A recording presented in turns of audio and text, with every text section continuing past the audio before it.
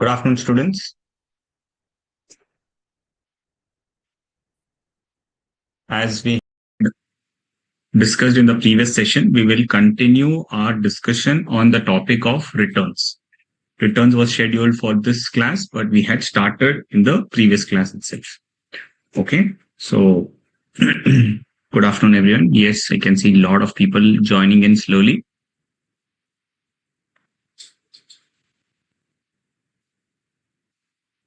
Yes, very good afternoon, everyone.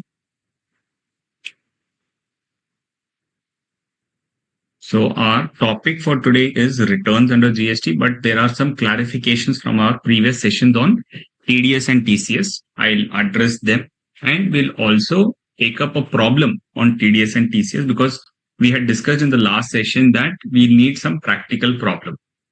Okay. I have uploaded all the PPT till the chapter of TDS and TCS. I think the IT team will approve it and it will be visible. But from my side, I have uploaded everything. Let me just remind them.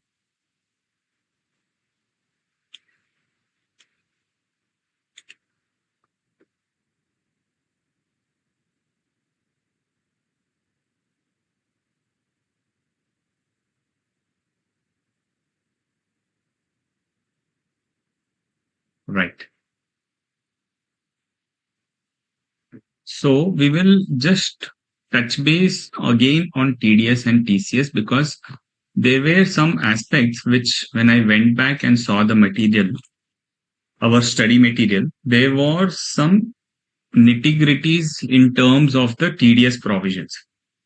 So I'll take you through that and I'll tell you what is the change from what our discussion.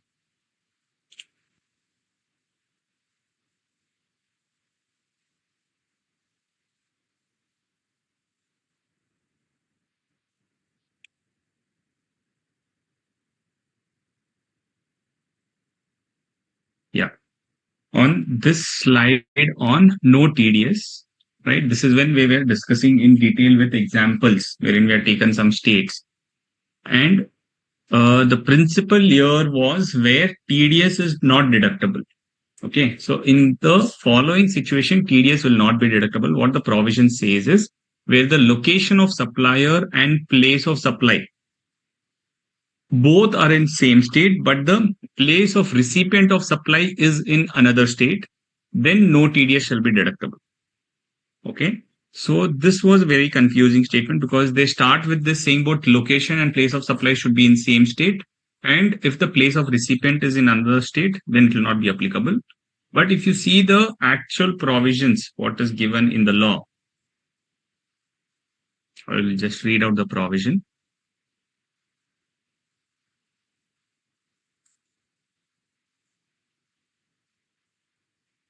No TDS. The proviso to 51(1) lays down that when the location of supplier and place of supply is in a state or a union territory, which is different from the state or union territory of registration of the recipient, there will be no TDS. Okay. So what does the proviso say? I'll repeat again, where the location of supplier and the place of supply is in a state. It doesn't say it should be in the same state. When it is in some state, which is different from the state or union territory of the registration of the recipient, then there will be no TDS. So what they are saying is in our scenarios, what we have understood, that is correct. But additionally, we have to see one more thing. See here, when you will TDS to be deducted or no, where the location of supplier, place of supply, and recipient, all the three are in the same state. Then, of course, what is your answer?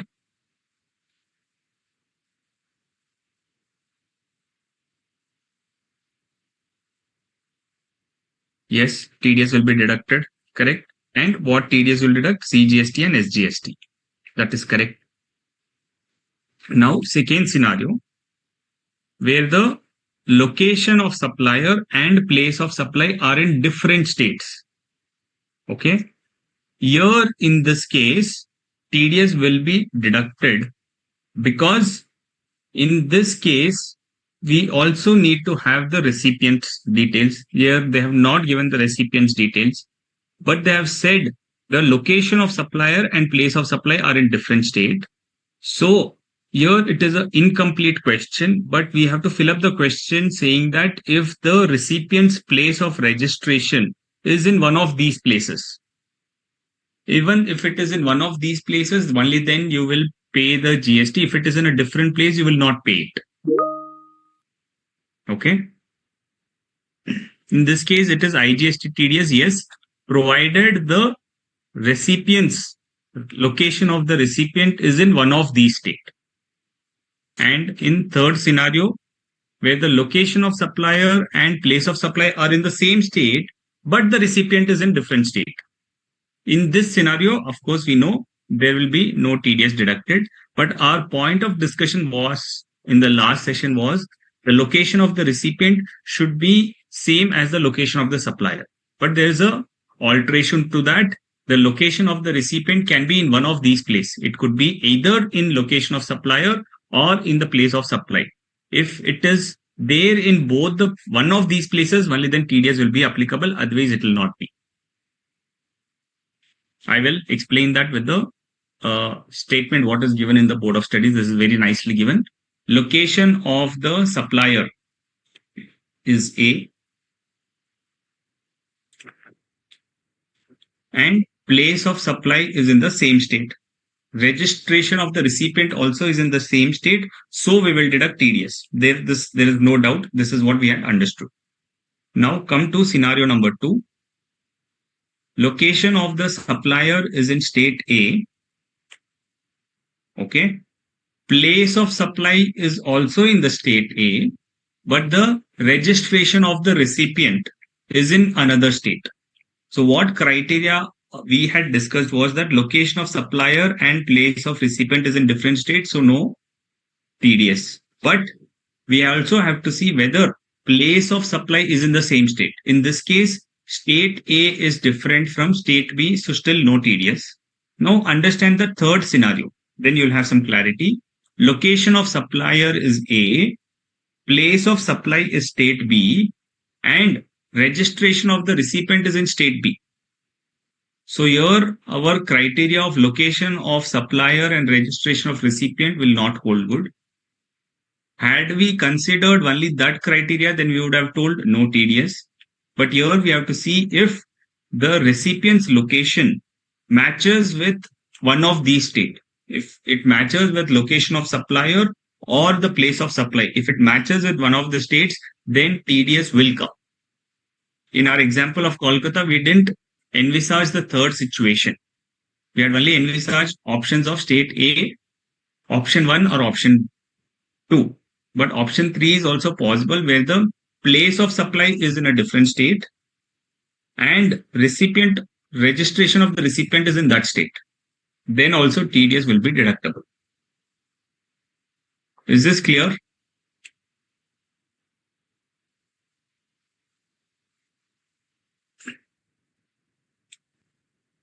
What if in second case में recipient की location different हो? Second case में recipient की location different ही है ना?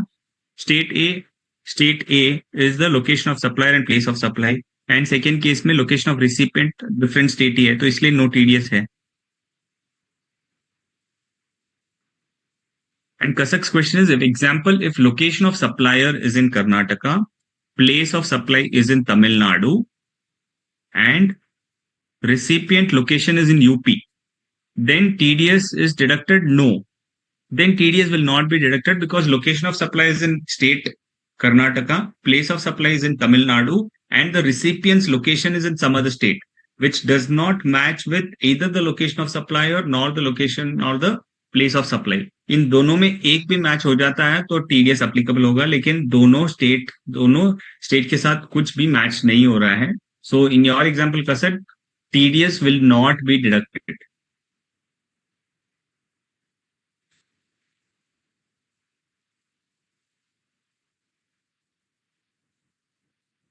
If all three locations are different, correct Nayan, then TDS will not be deducted. Now similarly, take the example of Union Territory. Union Territory 1 is the location of supplier. Place of supply also is in Union Territory 1, and recipient's registration is in the same place, so you will deduct TDS, and यहाँ पे clear you will deduct CGST and SGST TDS. In second scenario, Union Territory 1, location of supplier, place of supply is Union Territory 2. So you will charge IGST and you will deduct also IGST provided the recipient's location is in one of these states. Recipient's location is Union Territory 2. Supplier, is it Union Territory 2? No. But place of supply is Union Territory 2. So TDS will be deductible as IGST TDS. And in third scenario, location of supply and place of supply is in the same state, but the recipient's location is in a different state. So no TDS will be deductible.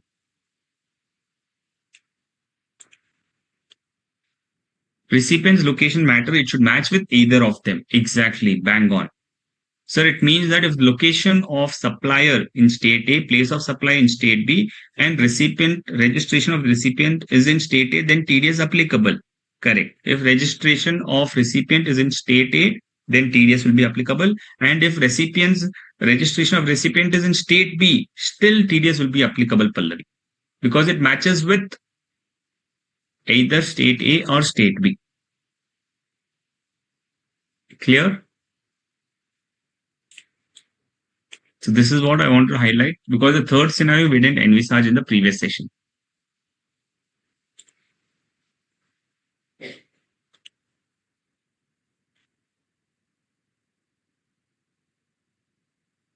Anyone has any doubt now? I think now it is completely clear. Rate of tax will be Union Territory tax. Yeah. So the supplier, where the supplier is located, from there he will charge the GST, and rate of tax will be what is the rate given under the Union Territory schedule. You're right, Nitin.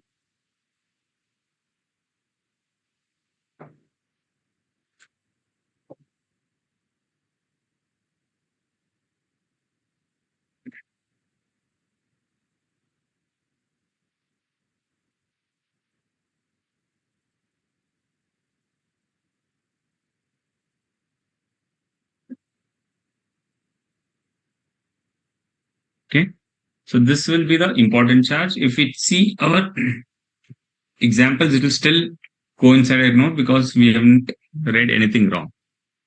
Two cases no TDS will be where location of supplier and place of supply are in the same state and place of recipient is in some other state, correct? And second scenario will be when all are in different state, correct? Exactly, you mentioned the correct thing.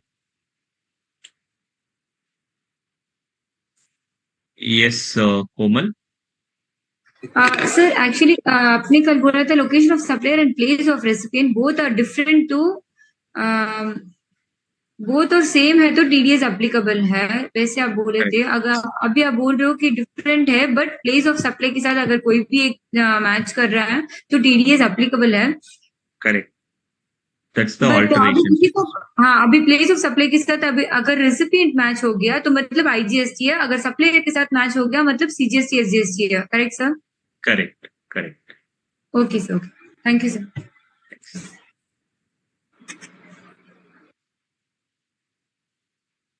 Sir, in case of location of supplier and registration of the recipient are in same state, but the place of supply are different. Correct. So, if the location of supplier and registration of the recipient are in the same state, right? And but the place of supply is in a different state. Okay. Still TDS will be applicable. You're saying this fourth scenario, which is missing here. Supplier is in state A, place of supply is in state B, and registration of the recipient also is in state A. Even in that case, TDS will be applicable because he will anyways charge IGST and recipient also will get credit of IGST.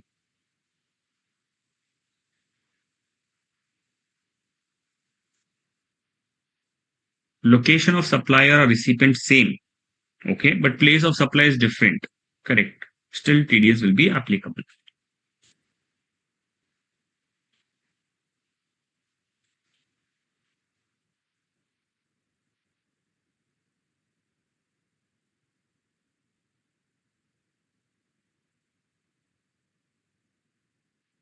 Okay. Now we'll go to just two practical questions, one on TDS, one on TCS. Very simple questions because the most complication part is here, whether TDS is applicable or no. Since we have understood this, then I don't think there's any fear to.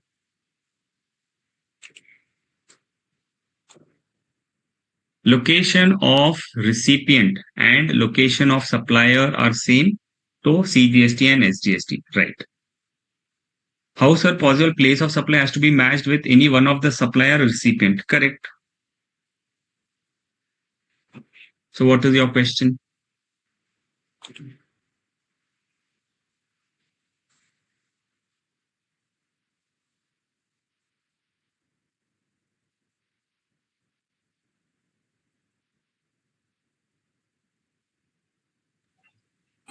Sir अभी जो आप बोले थे ना, place of recipient and place of supplier both are same, but place of supply is different. तो इस case में तो हम सप्लाई के साथ तो कोई भी मैच नहीं कर रहा है ना, तो मतलब वो डिफरेंट स्टेट में ही चला गया। प्लेस ऑफ सप्लाई को मैच नहीं करेंगे, we will match the place of recipient. Correct ना? हमने वही डिस्कस किया कि प्लेस ऑफ रिसिपिएंट एक के साथ मैच होना चाहिए। हाँ sir, place of recipient place of supply different है ना, रेसिपिएंट और सप्लायर ही एक है, प्लेस ऑफ सप्लाई अलग है ना। How what will happen is, suppose आपकी एक आप एक आर्किटेक्ट हो, ओके? आर्किटेक्ट का service is in relation to immovable property, correct? So where the immovable property is located, that will be the place of supply. Yes, sir. Correct. Now this architect is in Karnataka and the client is also in Karnataka.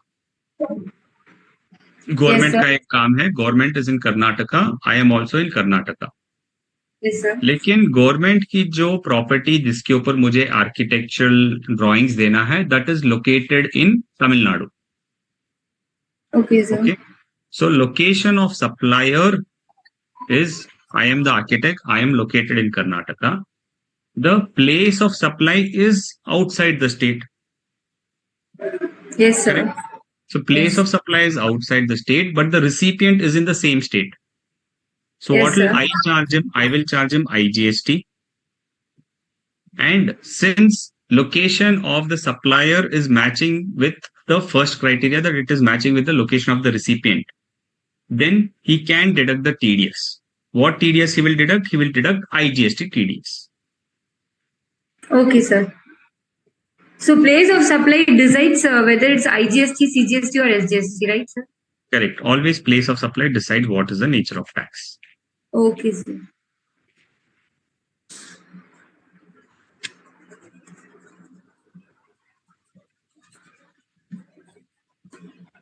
Thank you, sir. Welcome.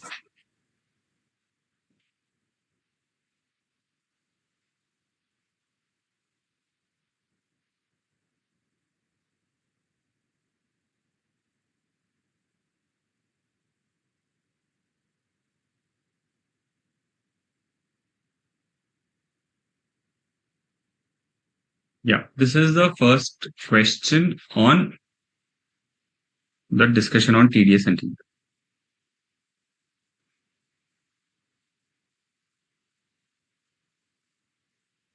Where the location of supplier and place of supply is same. And if the location of recipient matches with one of them, Hardik, if the location of recipient doesn't match with one of them, say location of supplier and place of supply is in the same state, but the location of the recipient is in a different state, then TDS will not apply. If it matches with one of them, for charging, yeah, for charging, you're correct. Location of supplier and place of supply is in the same state, then CGST and SGST. If the location of supplier and place of supply are in different state, then IGST.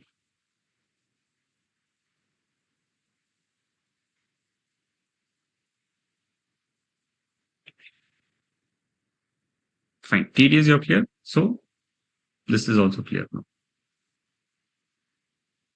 Okay. XYZ Limited has supplied goods to local authority for 11,80,000 rupees, which is inclusive of GST at 18%. Determine the amount of tax to be deducted at source. Also determine the interest liability if the tax deducted at source on 25th December 20 is deposited on 28th March 2021. So somebody was asking also include calculation of interest under section 50. So this question answers both. It answers the TDS as well as the interest amount.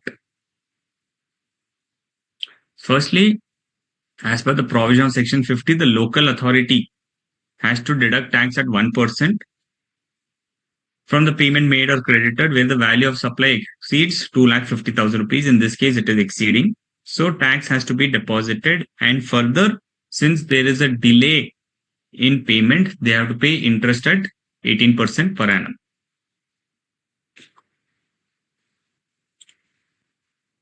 So I've given the question and answer. Now you work out and tell me what is the amount, what is the answer in terms of value terms.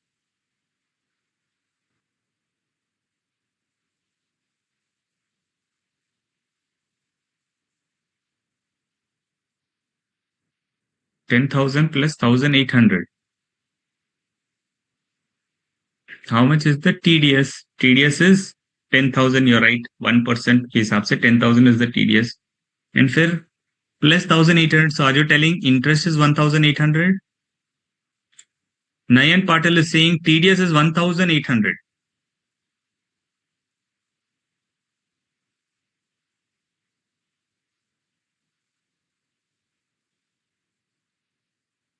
Okay, varied questions. You are saying 11,800. You are saying 20,000.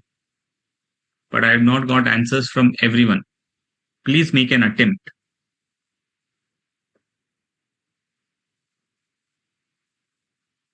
So you're saying 1% of 11,80,000, Nitin. So you're saying 11,800. Okay. Anjali is saying 10,000. Kiran Mishra, 1,80,000. Oh my God. 11,800. 10,450. Okay, first there's a confusion in TDS itself. If you're not clear with TDS, definitely your answer on interest also will be wrong.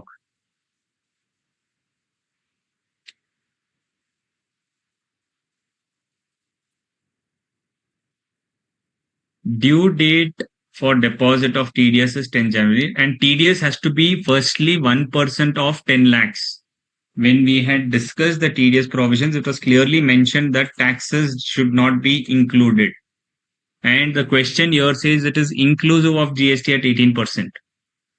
Okay, so interest, the TDS will be only on the value. You should not deduct TDS on the taxes.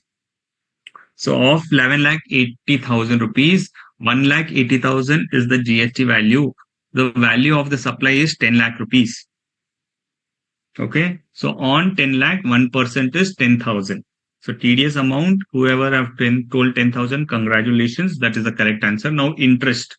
Interest has to be calculated from the due date, which is 10th January, till the date of payment. The date of payment is 28th March. So kitne din hue? 77 days. Amount of TDS is 10,000 rupees. Interest payable at 18% for delay of payment.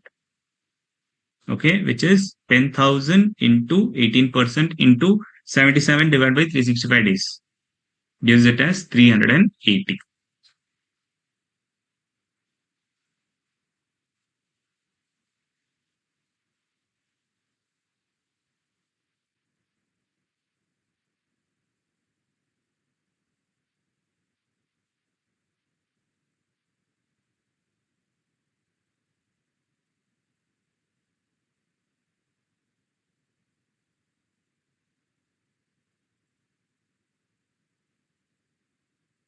Clear है अभी?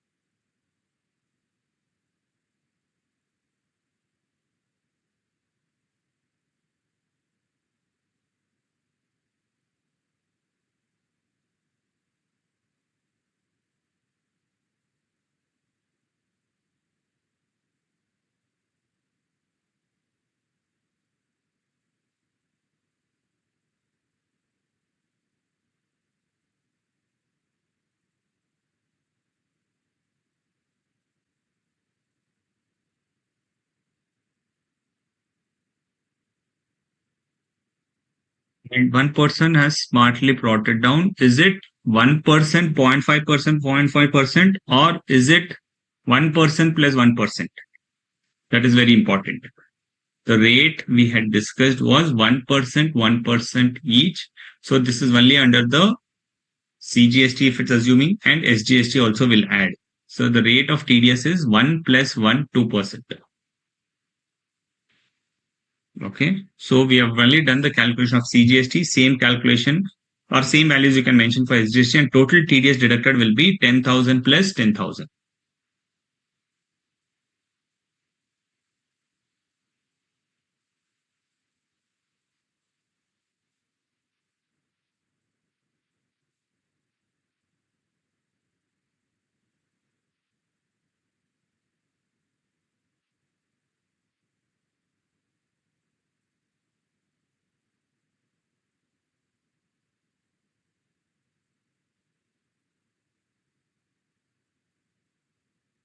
Total TDS 1%? No, no. TCS is 0.5%.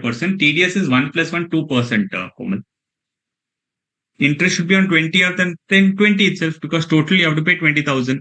So whatever is the value, 10,000 is the CGST TDS, 10,000 is the SGST TDS.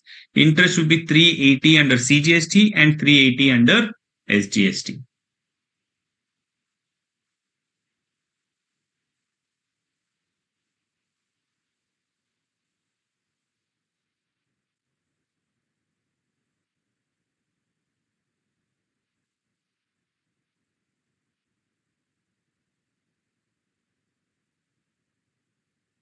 Always take day, correct.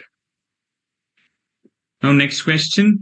XYZ, a registered supplier, is affecting goods through e-commerce. So in this case, see the numbers and tell me the value.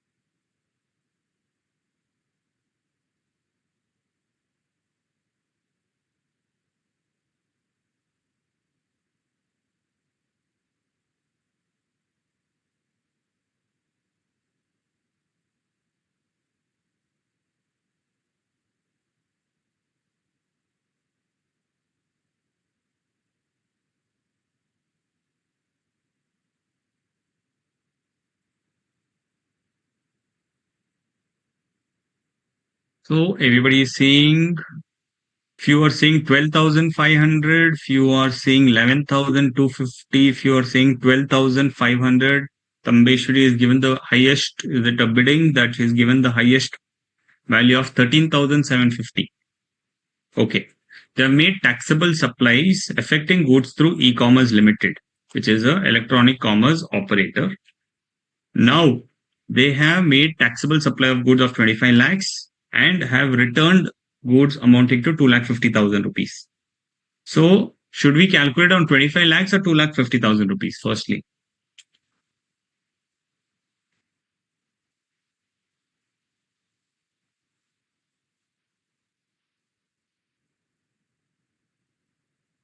Yeah. 22 lakh 50,000. So sale of 25 lakhs, return of 2 lakh 50,000. So we have to calculate on 22 lakh 50,000 rupees. That's the first point. Value of supply is 25 lakhs. And then it is value of taxable supplies of goods returned. Returned is 2,50,000 rupees. Amount on which tax will be collected is 22,50,000. The rate of TCS is 0.5%. That is 0.25 and 0.25 here. It is together. So it is 11,250 total. That is 5,625 and 5,625.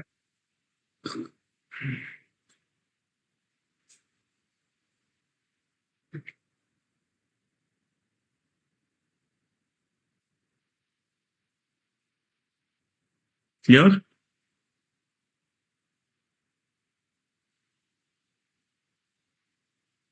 TCS is calculated whether inclusive on tax or exclusive. TCS is exclusive. Same like TDS, how it is exclusive. Similarly, TCS also is on exclusive.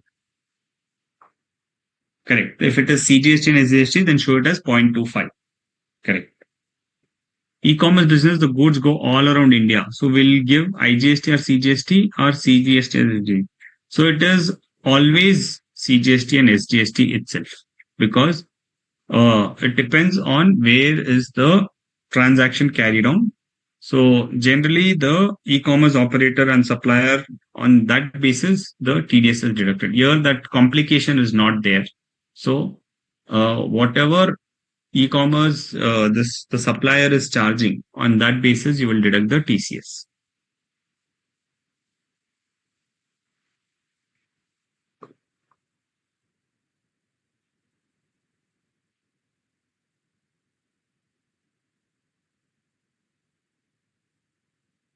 Okay. Now let us get into the returns. If you have understood TDS and TCS clearly, we can now get into the returns topic.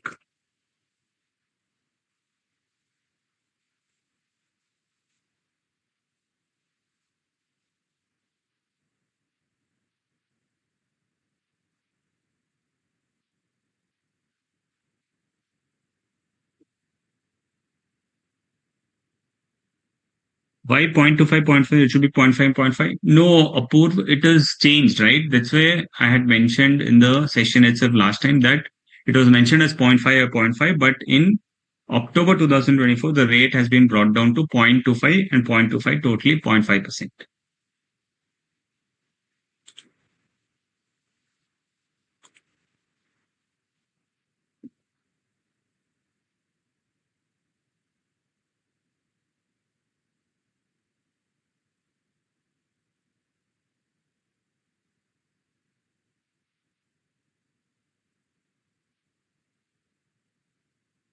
Okay. So we were discussing in the last class on the basics of return and we saw various types of returns. That is GSTR-1 is outward statement, GSTR-3B is a return, GSTR-4 is a return by a composition taxpayer and GSTR-5 is a return by a non-resident taxpayer. Okay. So in GSTR-3B, all other persons whose details are not mentioned, like a casual taxable person, is not specifically mentioned. So what will he file? He will file the GSTR-3B itself. So that's the return apart from GSTR-4 and 5. So everybody will file GSTR-3B. Rates will be given in the question. Yes. Composition rates will not be given. TDS, TCS rates not be given. Only the rate of goods and services will be given. This rate of TDS and TCS, Kiran, this we have to remember. they will not give it in the question. So TDS will be 1 plus at 2%, and TCS will be 0.25% and 0.25%, totally 0.5%.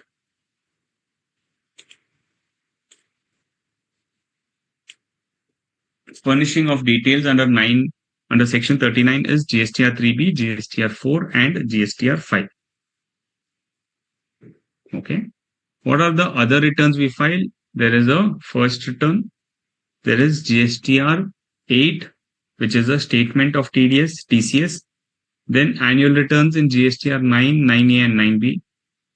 And we do a reconciliation of the annual return in GSTR-9C.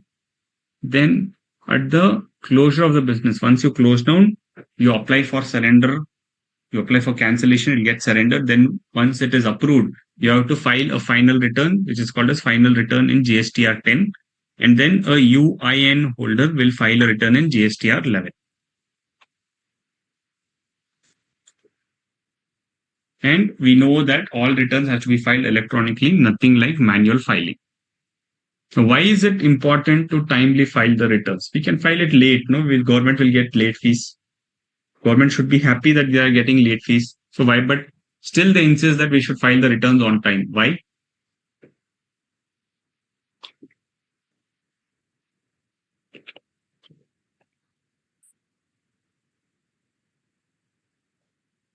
Because this is a mechanism of self-assessment. So correct, Mahi, that ITC is dependent on your returns. The first reason is taxpayer is required to estimate his tax liability on self-assessment basis and deposit his tax. The return is therefore a working sheet for the authority to rely on. So without this return, you're not giving any information to the department. You do your full transactions for the month and the department will not get to know, because you have just made the sales. In your sales invoice, how much of a sales invoice you have raised, will the government get to know? They will not get to know. So you have to file the return for them to get to know. That's why the government insists that you do a timely filing. And second reason, like how most of the people have said correctly, that it has a bearing on the person to whom you are supplying. If you are supplying goods to me, then it will impact me because I have to claim it. If you pay it, then I can claim it. So when you file your GSTR-1 on a timely basis, then I can download it in my GSTR-2B. If you file even a day's later time, it will not come in my GSTR-2B in this month, it will come in the next month. Because if you file it on time, then I will get it on time. If you file it even a days late, I'll get it only next month. So that's why they've said the second reason is it has a bearing on the person to whom he has supplied, since based on his supplies and returns, the recipient can claim the credit. Whether he is filing his GSTR-1 and 3B will be regularly tracked. Once you are filing both, only then you will get the benefit.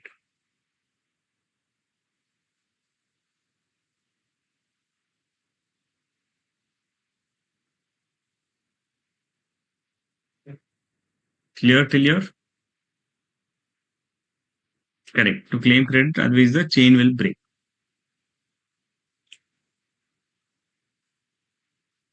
GST returns needs to be filed online through one of the following options. Either directly upload it on the portal. The portal is called gst.gov.in. You directly put the values in the GST portal, or use some offline utilities provided by GSTIN. In the GSTIN itself, they provided some Excel templates or Excel utilities. They are utilities, but looks like a Excel. So when you fill the data in the Excel, click on save and then try to submit it.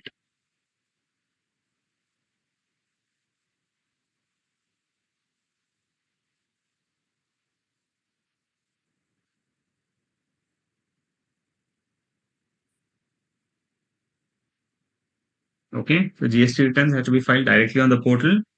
Either go log in everything and mention everything on the portal. Second option is you can use offline utilities, which is provided by the GSTIN itself. So it's like an Excel sheet which is provided. You can copy paste from your systems to this offline utility and upload it. That is also simpler, because if you have many data, you don't want to enter key in, don't want to do the punching work of mentioning all the data in the GST portal. So you will use an offline utility. In this offline utility, you can use Excel and work on it. Third is called as GST Suvidha providers, where your data is so huge that you cannot download, copy it, and paste it in the offline utility. So in that case, what you will do, you will use this GST Suvidha providers. What this GST Suvidha providers do is they connect the system of GST portal and integrates the GST portal, and it integrates your books of accounts. So the ecosystem of third-party service providers who who help the taxpayers are this GST Suvidha providers. They integrate the portal with your system, and then your returns can be smoothly filed. You don't have to enter it any offline utility. You don't have to enter it in the portal. The ERP, the GSP provider, GST Suvidha provider itself will develop a software, integrated your system, and the information will be uploaded. The information furnished in the returns are stored on common portal, and it will be same for center and the state. This you have to importantly note it down, saying that information furnished in the returns are stored and it will be same for center and state. Okay, there's no bifurcation. Only taxes you have to pay CGST, SGST, but the data will be common for both CGST and SGST and IGST. Yes, Pallavi, I can show you the forms on the portal. Let me see if I can show you that. Probably later. Okay, so first we'll see what is the statement of outward supplies in GSTR-1. The furnishing details of outward supplies happens in this GSTR-1. Here only your sales. So this we had clarified in the last session. We'll again go through it. The only furnishing of details of your outward supplies will happen here. Okay. So typically this is not a return, but it still falls under return because it's all connected. It only the outward supply is what you will file it here.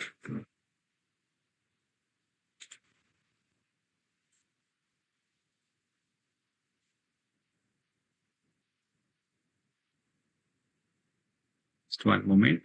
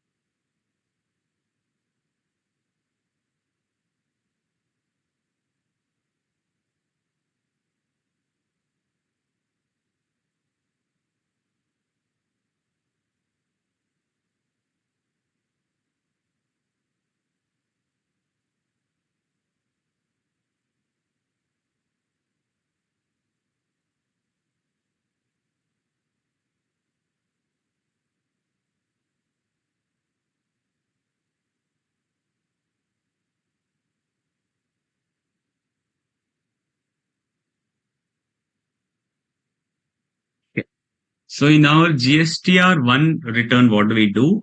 It has to be furnished in form GSTR-1 electronically or on the common portal directly or through a facilitation center.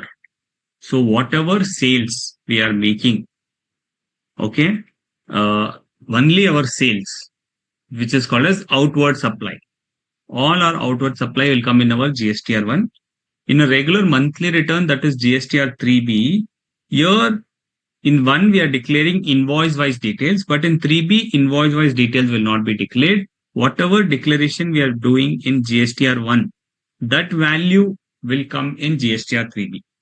Okay, so 1 is the return what we are filing. From 1 our GSTR-3B will be, it will not be auto populated. It will give us the numbers. If for whatever reasons you missed out in the last month and you want to include it, you can include it here. Okay, but the recipient needs to get the credit. Because of this reason, GSTR-1 is to be filed. So just filing GSTR-3B, the other person will not get the credit. So filing of GSTR-1 along with 3B is required.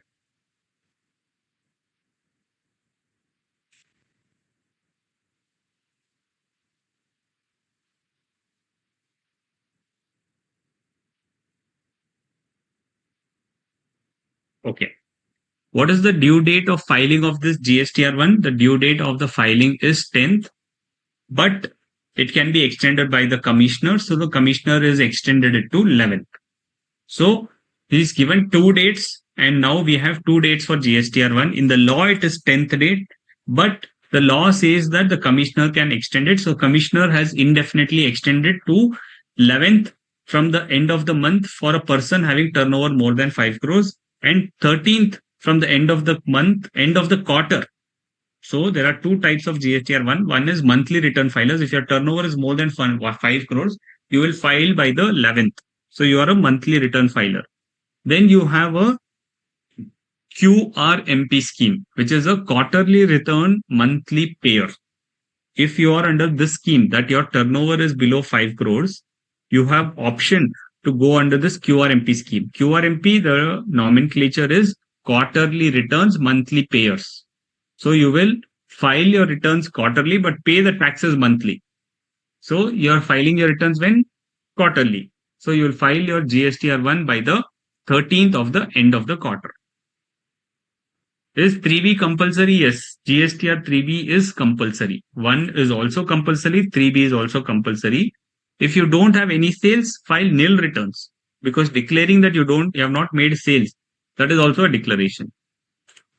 Okay, so you have to file either 1 or both 1 and 3B, even if you don't have sales.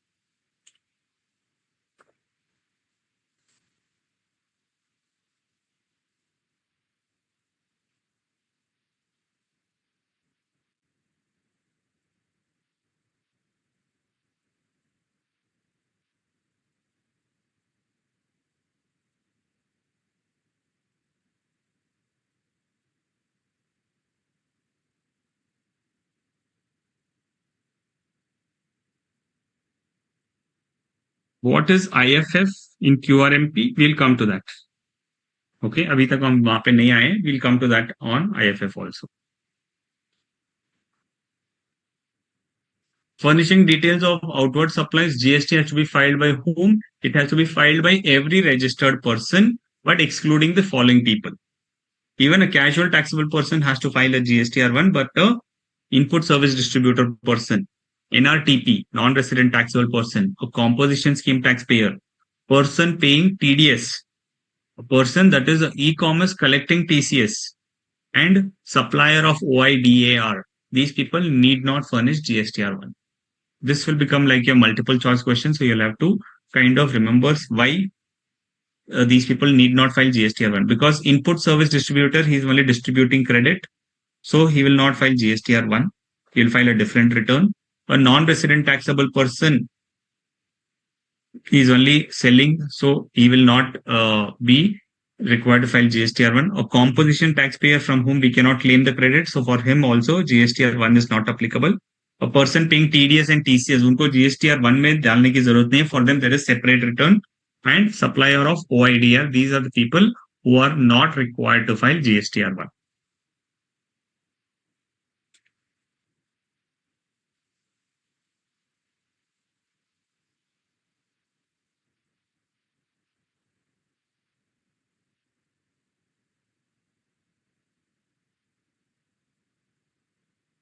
What is OIDAR? Yeah, TDS and TCS returns is under GSTR8, correct, Hardik? What is OIDAR? We have discussed this, but again, I will explain you. It is a full form of online information database access and retrieval services. Okay, I'll repeat. Online information database access and retrieval services. What does this say is that if you are a person who are supplying information online, okay, so if you are supplying any information online, then you are a OIDAR, and your OIDR, if you are in India, fine, you'll normally charge it. But if you are a OIDAR providing services outside India, so then the person who is receiving your services, he will pay GST under reverse charge mechanism. And if you are providing services to any other person who is not having business, still then the responsibility shifts on the OIDAR.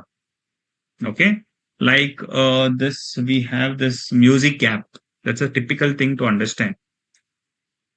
Similar to Ghana, there is one app, right? What is it called? People who are listening to music, come on, tell me, what is this? Spotify.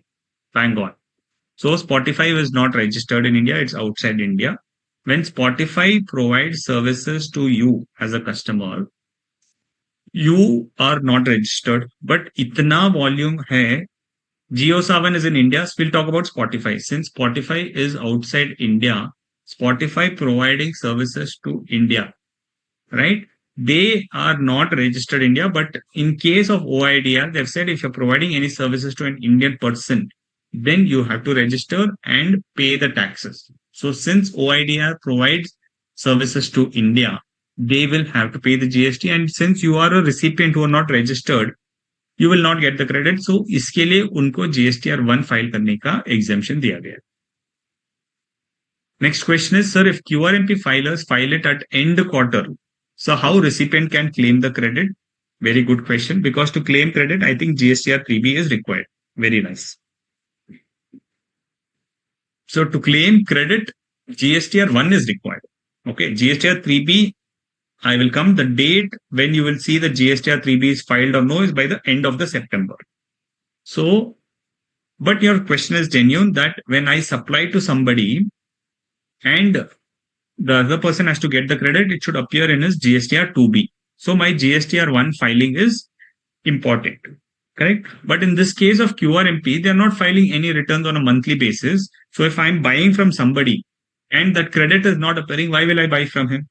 So the government came up with a facility called as you QRMP sellers. What you do is you file your 3B on a quarterly basis and one also on a quarterly basis. But there are some customers like Pallavi who will come and tell that I have bought goods from you and your whatever I bought from you is not appearing in my credit ledger. It's not appearing in my GSTR-2B. So they said whenever you are supplying to such registered buyers, only for registered buyers, you can file a IFF, which is called as Invoice Furnishing Facility.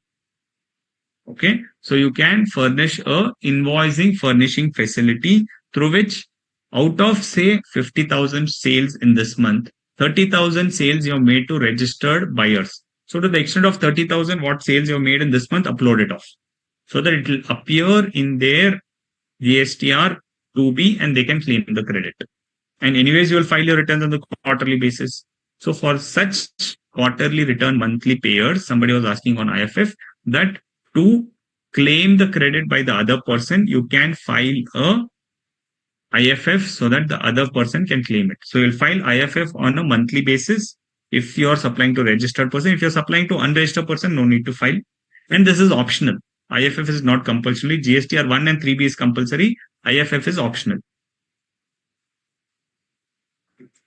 Okay. So you will file it on a monthly basis so the other person can claim the credit. That is the objective of IFF.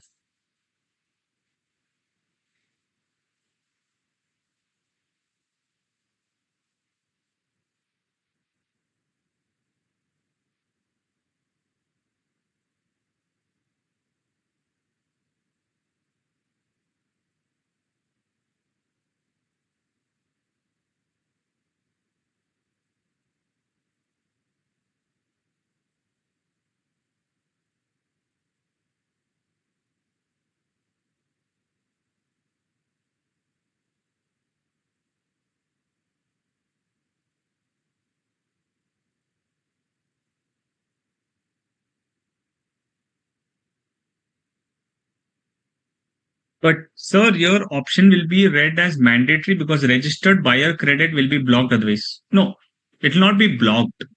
It will be available to them when you file a GSTR-1 at the end of the quarter. Because if you're not including in the IFF now, you can always include it in your quarterly GSTR-1. So when you file it in the GSTR-1, that time you will get the credit. So if your buyer can wait for 3 months, then you file it in GSTR-1. If he is not able to wait, then file IFF.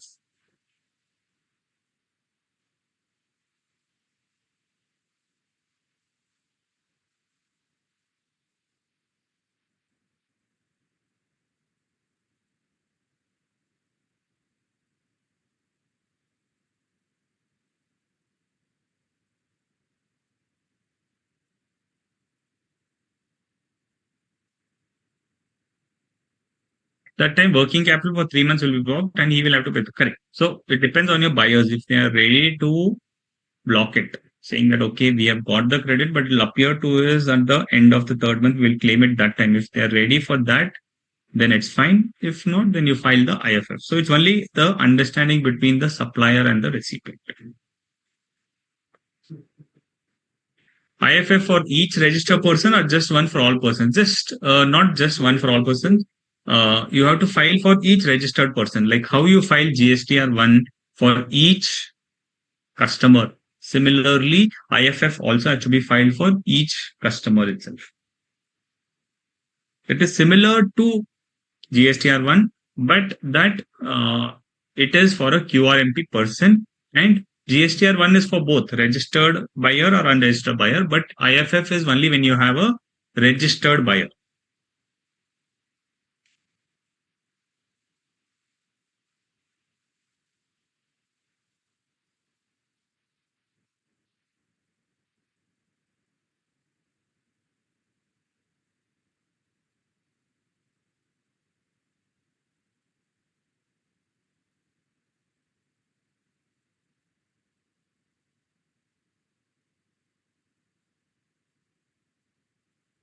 Okay. So this is what we are talking on IFF, QRMP supplier, month 1, month 2, and month 3.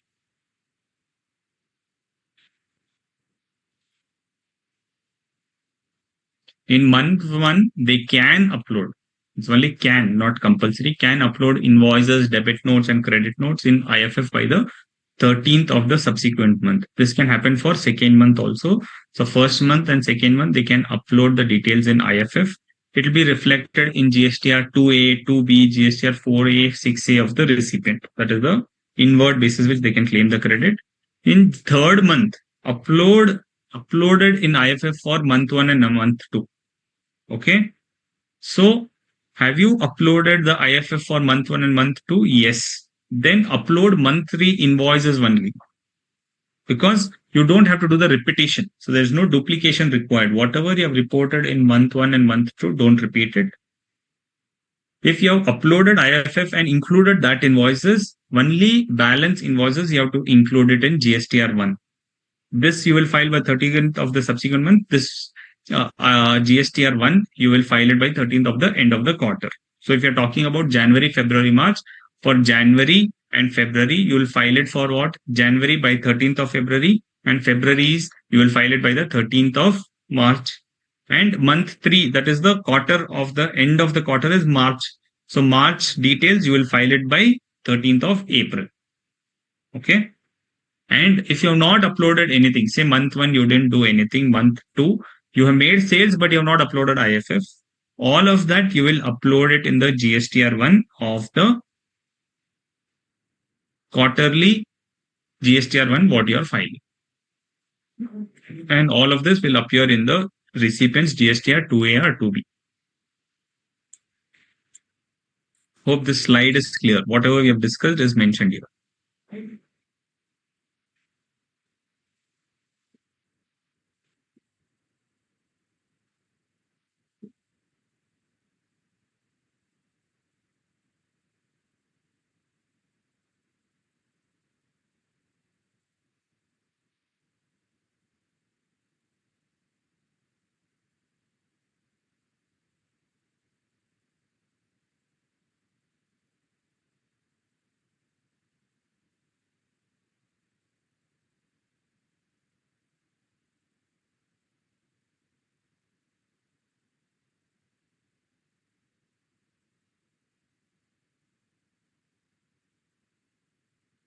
GSTR 4A and 6A will come to it.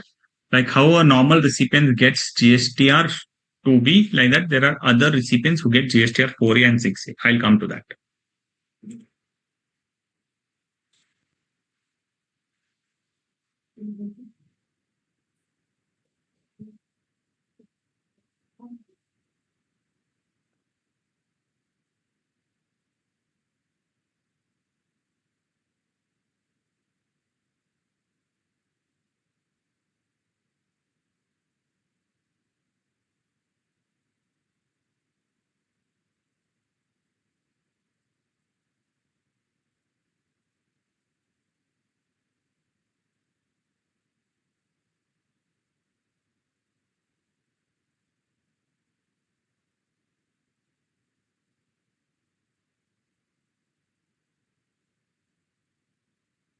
Okay. How to calculate the 13th of first month of next quarter? Simple है तंबेश्वरी. इन्होंने थोड़ा complicate किया. से देखिए जैसे जनवरी का है, जनवरी का 13th of the subsequent month will be 13th of February, और फेब्रुवरी का एंड का हो जाएगा 13th ऑफ मार्च, और मार्च का जो है थर्ड मंथ वो हो जाएगा 13th of April. So basically first month of the, what if they से, 13th of the first month of the next quarter. Next quarter का फर्स्ट मंथ मतलब जैन फेब मार्च का नेक्स्ट क्वार्टर क्या हो जाएगा? अप्रैल मई जून. उसका पहला मंथ कौन सा है? अप्रैल. So 13th of the April. That is what they're trying to say.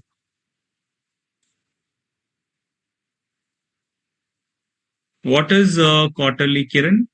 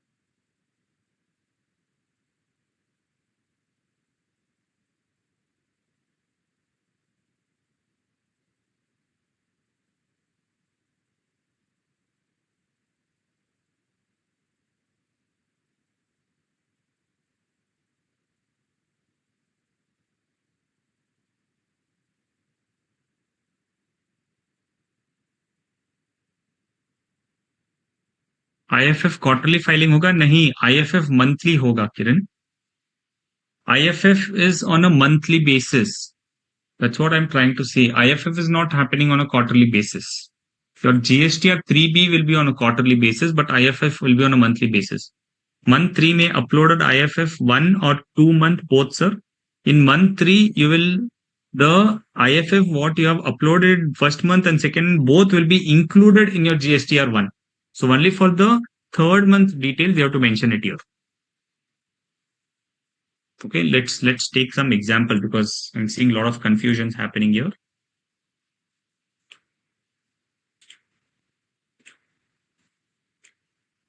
Sales. Okay, we are talking about January. या लास्ट क्वार्टर खत्म हो गया, उसका लेते हैं. October 2024. There is sales of, I'll mention your sales invoice number,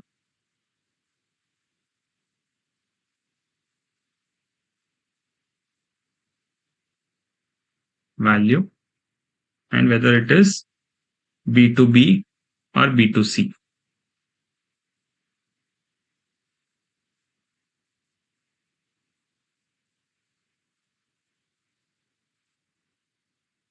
In October 2024, there is sale invoice number 10.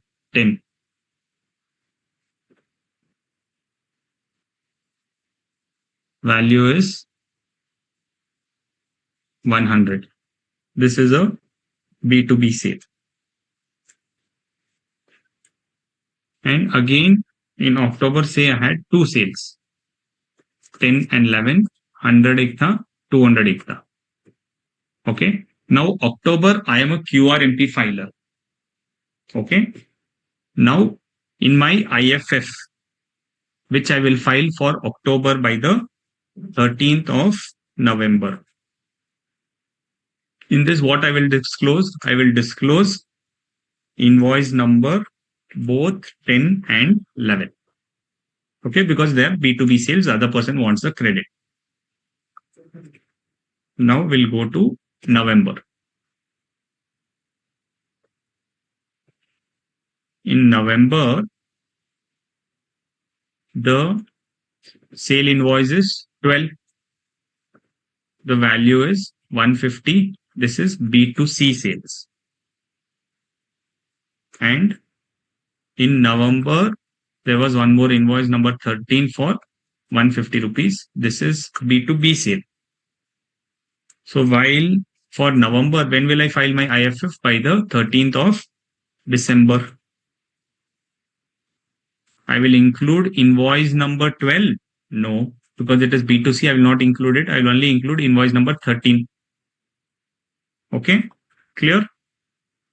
Now, I will come to December. December, I have invoice number 14 for a value of 105. This is B2C.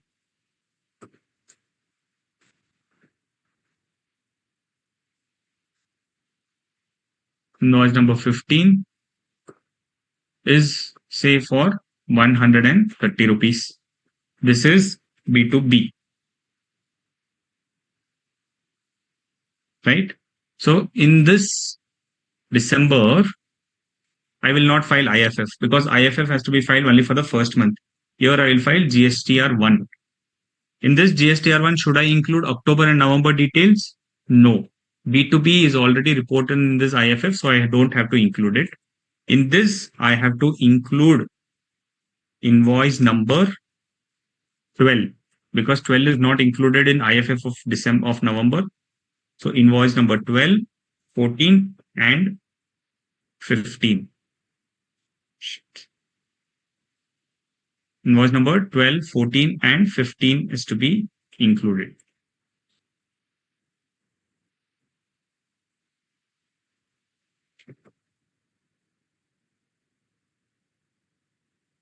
Clear?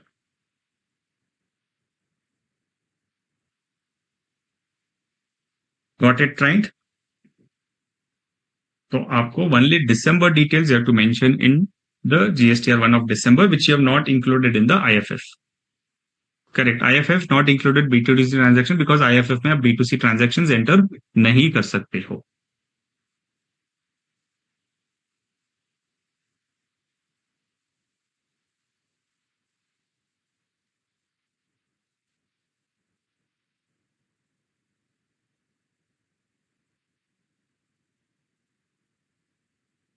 GSTR-1 also on 13 January. Correct. GSTR-1 also on 13 January. Upload 12, 14, 15 was you're right. So IFF will be 13th or GSTR-1 also will be on 13th itself.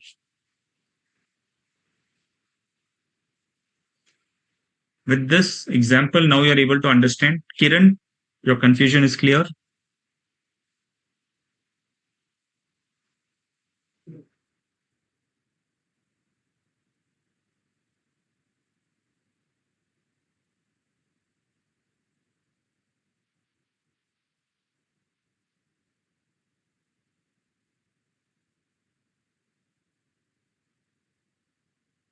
If consumer registered, then B2C also added in IFF.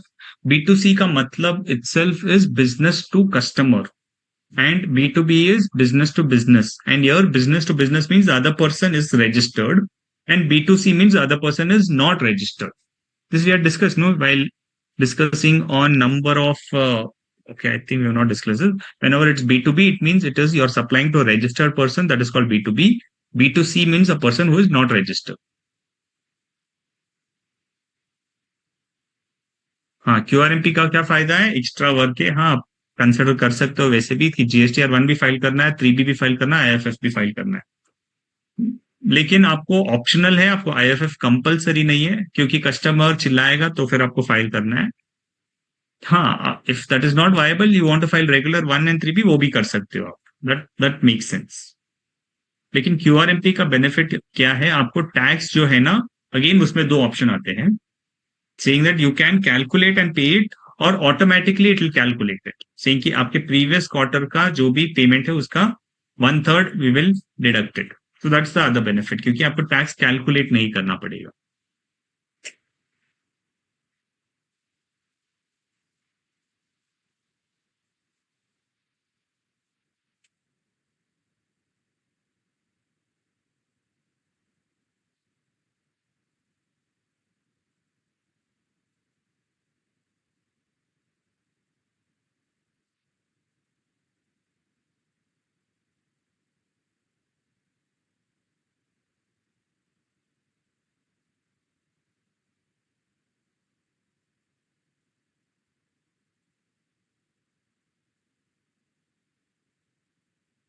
Now, in this furnishing details of outward supply, what will you disclose? Invoice can be uploaded anytime, that you can keep adding it, but it will get saved over there.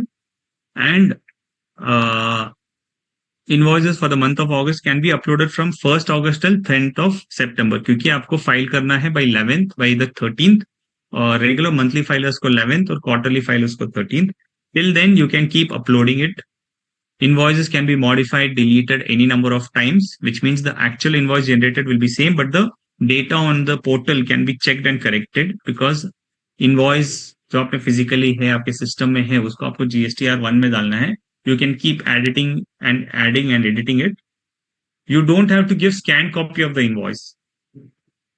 Okay? जैसे we are saying that you have to upload the invoice, you have to upload the invoice. You don't have to actually upload the invoice. You have to upload the details of the invoice. Invoice number, party name, GST number of the party, what is the HSN code, what is the value, those things you will upload. So you will not upload the actual invoice. In case of Schedule 1 transactions, the taxable value has to be worked out as per the valuation rules. Because in Schedule 1 transaction, GST is payable, but you're not raising the invoice. So in that case, whatever is the value determined through the valuation rules, that has to be arrived at. And description of each product need not be mentioned, like the product name, color, weight, what is the description you have in the invoice, that need not be uploaded. Just mention the HSN code, that will take care of everything. Because government will not be interested in so much of details. They will be interested at later point of time, but to keep the returns, in the returns, just HSN would be sufficient. For goods, it is HSN code, and for services, it is service accounting codes. HSN stands for Harmonized System of Nomenclature for Goods, and SAC stands for Service Accounting Code for Services. HSN code for goods and accounting code for services. Now, what is the amount? How many digits does this HSN have? Generally, HSN is of a 8-digit number. Okay, but now everybody will not have this 8 digits, so they've relaxed it, saying that if you are having a turnover in the previous year up to 5 crore rupees, then for B2B supplies, enter 4 digits, and for B2C supplies, it is optional. But if you're giving it, give up to 4 digits. And if it exceeds 5 crores, then for B2B and B2C, it should be up to 6 digits. So higher turnover, more number of digits, lesser number of turnover, less digits. So you have to give in your invoices basically 6 digits of HSN for a person having turnover more than 5 crores. For a person having turnover less than 5 crores, he has to give 4 digits for B2B supplies, and for B2C, it's optional. If he wants, he can give else.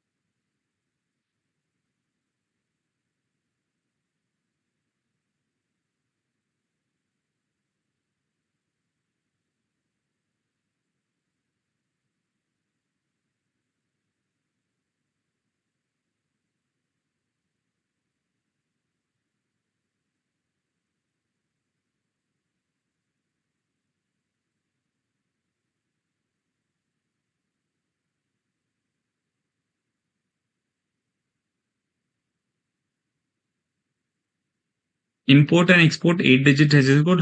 So when you import in the bill of entry, you will have 8-digit code itself. तंबेश्वरी जब हम import करते हैं तब 8 digit use है, लेकिन GST के supply में आपको 6 और 4 डिजिट तक काफी है. अगर आप 8 डिजिट्स देते हो तो that is also very well and good, but mandatory है 6 and 4 digits. When is the registered person debarred from filing GSTR-1? Generally, GSTR-1 of the previous month has to be filed before filing GSTR-1 of the current month. But through the GSTR rules, the following exception is made out. That is, a registered person shall not be allowed to furnish the details of outward supplies if he has furnished the return in 3B, if he has not furnished the return in 3B. अगर previous months का 3B file नहीं हुआ है तो फिर you cannot file the details of GSTR-1 for this month. And a registered person who is opting for QRMP shall not be allowed to furnish the details of outward supplies in GSTR-1 if he has not furnished the return in Form 3B of the previous quarter. And C is a registered person whom an intimation has been issued under 88C in respect of tax period, and he shall not be allowed to furnish details in GSTR-1 unless he has deposited the amount specified or given a reply. 88C we have discussed under ITC chapter, right? Same thing. जिसको 88C का notice मिला उसने reply करना चाहिए within time, or he should pay the taxes. If he's not done both, then his GSTR-1 will be blocked. Okay. So in these three scenarios, your GSTR-1 will be blocked. When return not furnished in 3B for the previous period, and if you're opting for QRMP, you have not furnished 3B for the previous quarter. And third case is person to whom an intimation is issued under 88C and he's missed to deposit the tax. 88C is what? Difference between your returns and your GSTR-1. And you've got a notice. So when you've got a notice and you've not responded, so फिर our GSTR-1 will be blocked.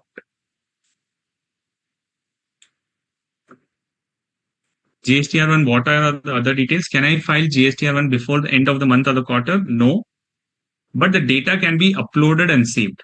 You cannot file it before the end of the month or the quarter. You have to file it after the end of the month or quarter, but you cannot file it before it. Say we are in the month of January.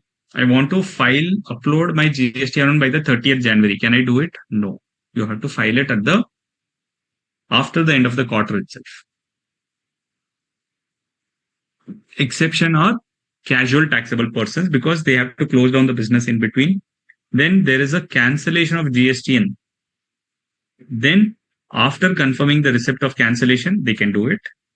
And if no business activity is carried on, still nil returns needs to be filed. Somebody was asking, is this compulsory? Yes, GSTR-1 is compulsory. Even if you don't have business, you have to file nil returns. And a person who's opting for voluntary cancellation of GSTR-1 need to file for the active period. In case of conversion from normal to composition taxpayer, you have to file GSTR-1 for the period for which you were there as a normal taxable person. Payment can be done anytime. GSTR-1 के against payment नहीं होगा. Your payment will happen in the GSTR-3B. So for GSTR-3B, there is a timeline. Before filing the return, you have to make the payment. So before 20th, you can make the payment.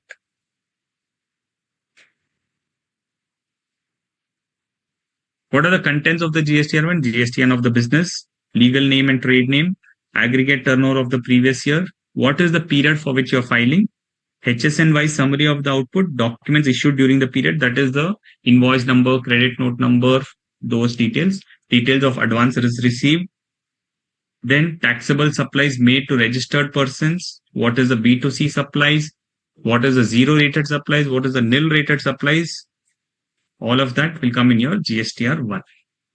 Now, you have to give invoice-wise details also. Okay. In invoice-wise details, what you will give. So, if you're making B2B supplies, the other person has to get credit. So, invoice level details we will give. But for both interstate and intrastate supplies. Okay. आप 1 rupee का invoice raise करो, 10 rupees का invoice raise करो, या 1 lakh का invoice-wise details you have to give for your B2B customers. But if it is B2C, then if you are having any invoice value more than 2,50,000 rupees, only then you have to give invoice-wise details. If your B2C, that is other person is not claiming the credit and the value of the invoice is less than 2,50,000 rupees, then you don't have to give invoice like. तो उसको क्या करेंगे? Consolidated करेंगे. Secondly, what all things you will give consolidated? If again, जो यहाँ पे नहीं है, वो यहाँ पे आ जाएगा.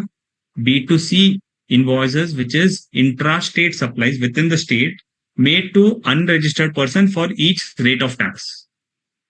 If you are supplying to unregistered persons, then 5%, 12%, 18%, 28% rate wise you have to consolidate and give it. आपको invoice wise upload करने की जरूरत नहीं है. Then if you are having interstate supplies above 2,50,000 तो invoice wise हो गया.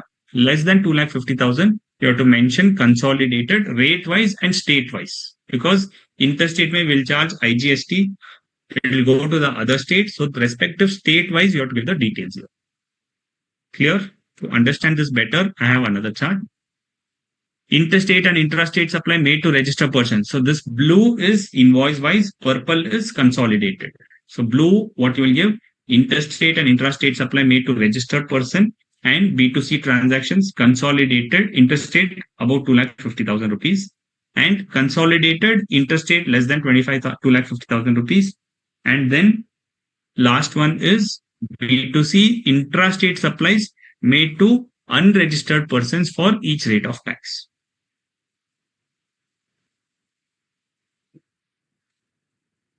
Is this clear? Again, another chart to make you understand this. Outward taxable supplies, B2B supplies, interstate or intrastate, invoice-wise details. If it is B2C, interstate more than 250, invoice-wise, less than 250, consolidated, and intrastate, B2C, any value, consolidated.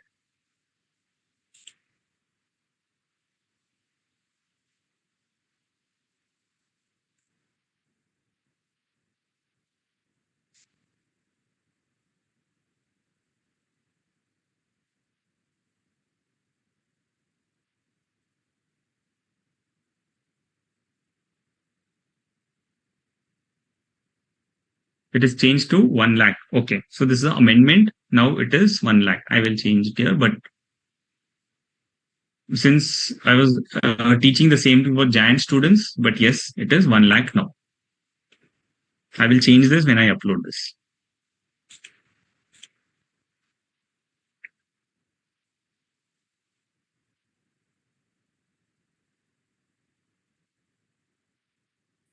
Okay. There's an amendment to this table 9, 10, and 11 of the respective GST tables. Pranav, it is changed to 1 lakh. I'll tell you the effective date. So based on that, we can confirm that. So change in original invoice, debit note, or credit notes omitted to include in previous months and added in subsequent month. To the extent of correction, the supplier has to pay tax and interest. If there is a short payment, this is paid in the GSTR 3B. Okay. This will come when we have GSTR 3B, not be relevant now. Okay. Next is communication of the details of inward supplies and input tax credit. So you have filed your GSTR-1. Now, how will it reflect in the recipient's ITC?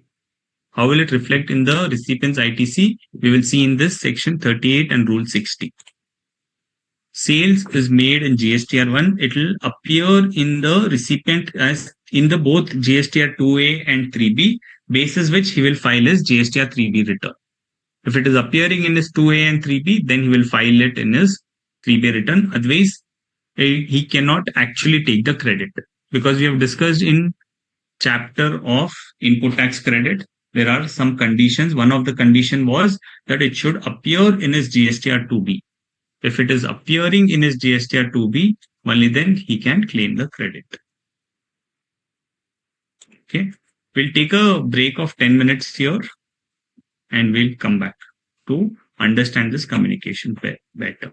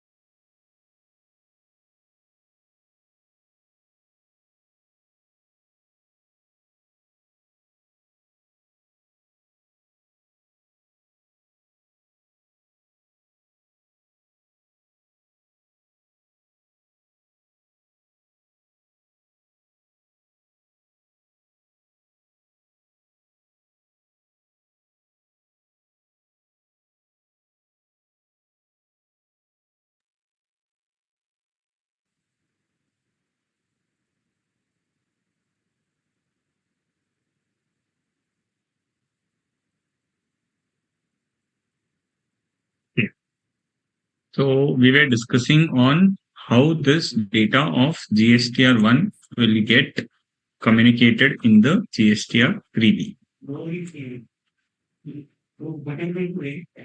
Communication of details of inward supplies and input tax credit. We are discussing on this in section 38 and rule 11 to rule 60. When you make a sale in GSTR-1, it gets auto-populated in GSTR-2A and 3B, and then the person who's claiming the credit can claim the 3B. Similarly, the person who's filing 1, he will also get his credit in 2A and 2B, and he will file his 3B. Now, how does this communication happen? The details of outward supplies, which is furnished by the registered person under 37.1. What do we do furnishing under 37.1? That is GSTR-1. Of such supplies as may be prescribed and an auto-generated statement. So what is this auto-generated statement? This is section 38. The auto-generated statement containing the details of input tax credit shall be made available electronically to the recipients in such form and manner and subject to such conditions as may be prescribed. So 38 only says this, basis which the whole structure of GSTR-2B is working, because they have just prescribed, and prescribed means it is prescribed in our rules. Auto-generated statement will have details of all the inward supplies in respect of which ITC may be available to the recipient. So it will have all the details on which ITC is available to the recipient, and it will also have details of supplies in respect of which such ITC cannot be claimed. So you'll have in your GSTR-2B two details. One is ITC which is available, and second is ITC which is not available, whether wholly or partially. So it will completely not be available, or it will be partially not be available on account of the details of said supplies being furnished by a following registered suppliers. So section 38 says that I will not give you credit for certain reasons. This we have discussed in ITC chapter also.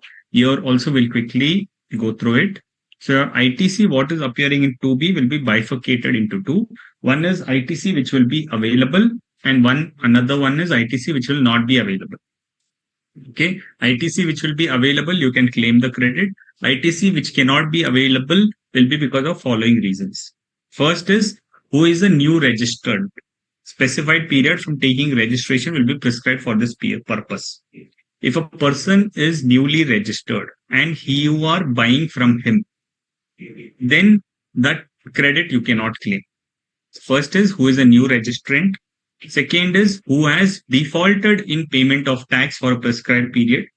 The other person is newly registered, so you cannot get the credit. For how long he'll be new registered, that they will prescribe. Say if it is for 1 month, 2 months, 3 months, they will prescribe. Once a person is newly registered, till X number of months, you cannot get the credit from him. Second is, he is a regular person, but he's defaulted in payment of tax. He's not filed his return and he's not paid the taxes for some months. Who is output tax as per 1 is more than 3B. Generally 1 and 3B should match, but this person's 1 is more than 3B, which means what? He's given a lot of credit, but he's not paid taxes on that. Okay, for a particular tax period by prescribed period. Again, this for how many months we don't know. Then who has availed ITC more than what is appearing in his 2B. You should avail only what is in 2B. That is a condition of ITC. But in your GSTR-3B, you can enter the details manually. So you have claimed more credit than what is there in your 2B. These are the 4 criteria. Then 5th criteria is, who has defaulted in this discharging his tax liability in accordance with the provisions of 4912 read with 86B. That is, who has discharged more tax liability from the electronic credit ledger than prescribed under Rule 86B. What is this Rule 86B? Can anyone recall? This we had discussed 2 points of time. We had discussed also it in ITC. Rule 86B, any wild guess?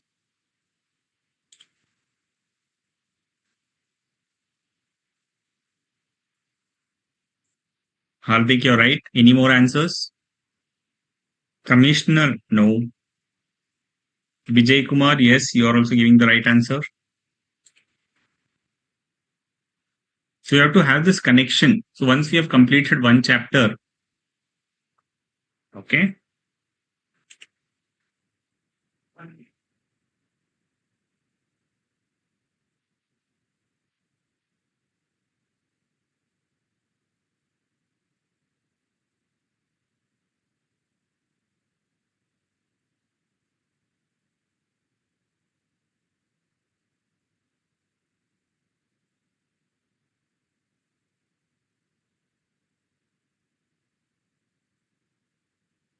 Correct.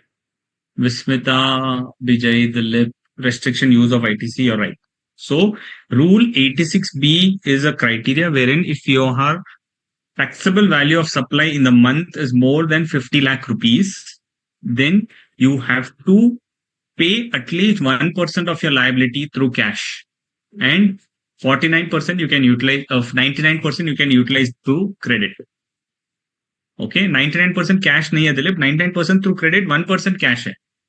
So at least 1% you have to pay by cash is the criteria under 86B. But of course, you have exceptions that if you filed your income tax return having turnover more than 1 lakh rupees, your paid tax is 1 lakh rupees. So those exceptions will come.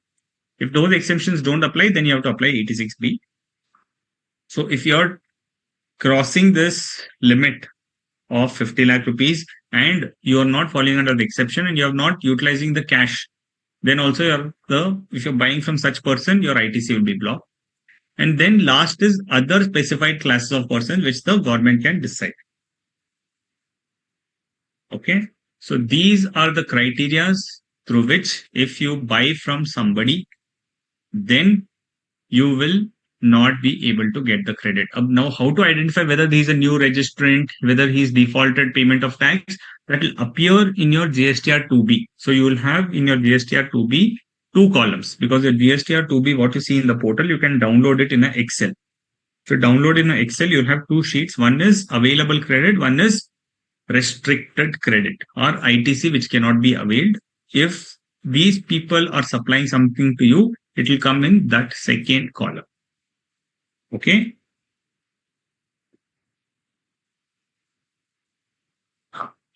Now, rule 88C. There is another. Now we had discussed on rule 86B. Now we'll come to rule 88C.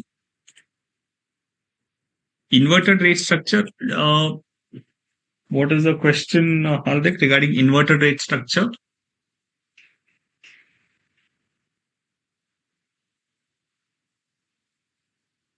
Exception of 86B, correct. Who's got a refund under inverted rate structure or under the normal export, any kind of refund. Okay. Now we'll come to rule 88C. Government has introduced a rule called rule 88C. Now we have filed GSTR-1, we have filed 3B. Now if there should not be any difference, but if there is a difference in liability reported in GSTR-1 and 3B, then what will happen? GSTR-1 or 3B are like spectacles. Both of them should be of same size. But if one size is more and one size is less, it will be odd. Similarly, where your declared value in your GSTR-1 is more and your paying liability in 3B is less, then what will happen? Registered person will be intimated. So rule 88C says that you have disclosed in 1 to the value of 10 lakh rupees. And in your 3B, you have disclosed only 8 lakh rupees.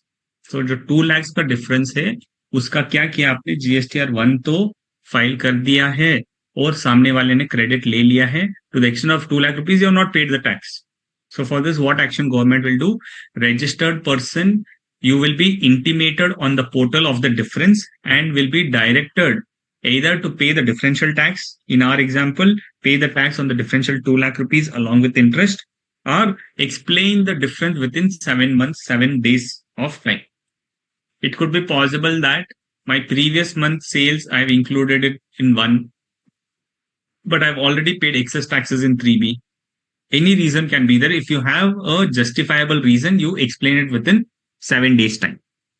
Unless any one of the above action is taken, unless you agree that yes, you made a mistake and paid it, or you have a reason to explain, do the explanation within 7 days. If none of this you are doing, then you will not be allowed to file GSTR-1 for the subsequent tax period. Okay, if you are correct and you are giving a proper response, then fine. If you're not responding and you're not paying the taxes, any of these one thing you're not doing, then you will not be allowed to file your GSTR-1. Okay, that is Rule 88C. Now coming to GSTR-2A and GSTR-2B. What is the difference between 2A and 2B? 2A is system generated and read-only statement of inward supplies, because you cannot make any addition to it. So that's why it's a read-only. So you can only read it. It is uploaded on real-time basis. Once the person uploads it, you can see it in your GSTR-2A. It reflects details of invoices furnished by a non-resident taxable person in GSTR-7. Reflects details of invoice furnished by input service distributor in GSTR-6. Reflects details of TDS deduct by TDS deductor in GSTR-7. And it also reflects the TCS by the e-commerce operator in GSTR-8. So somebody was asking what is GSTR-5, 6, 7, 8. This is one, a non-resident taxable person, GSTR-5, ISD, GSTR-6, TDS, GSTR-7, and TCS in GSTR-8.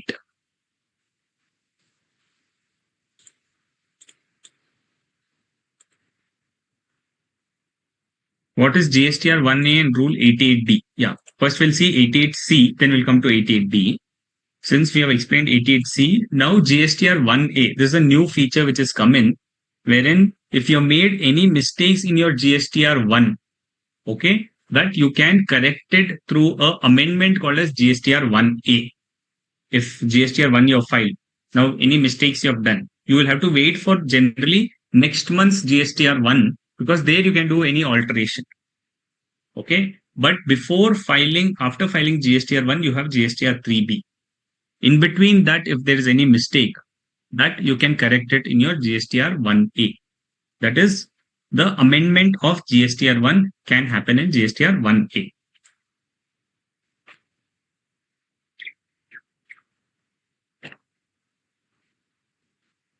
Next is Rule 88D.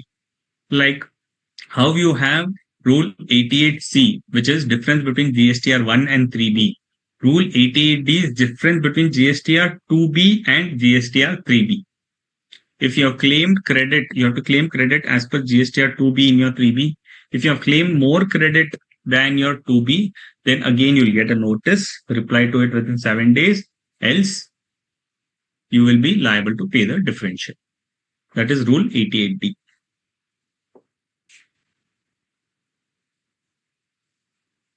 Okay. Now GSTR-2A, we understood the features. Now we'll understand the GSTR-2B.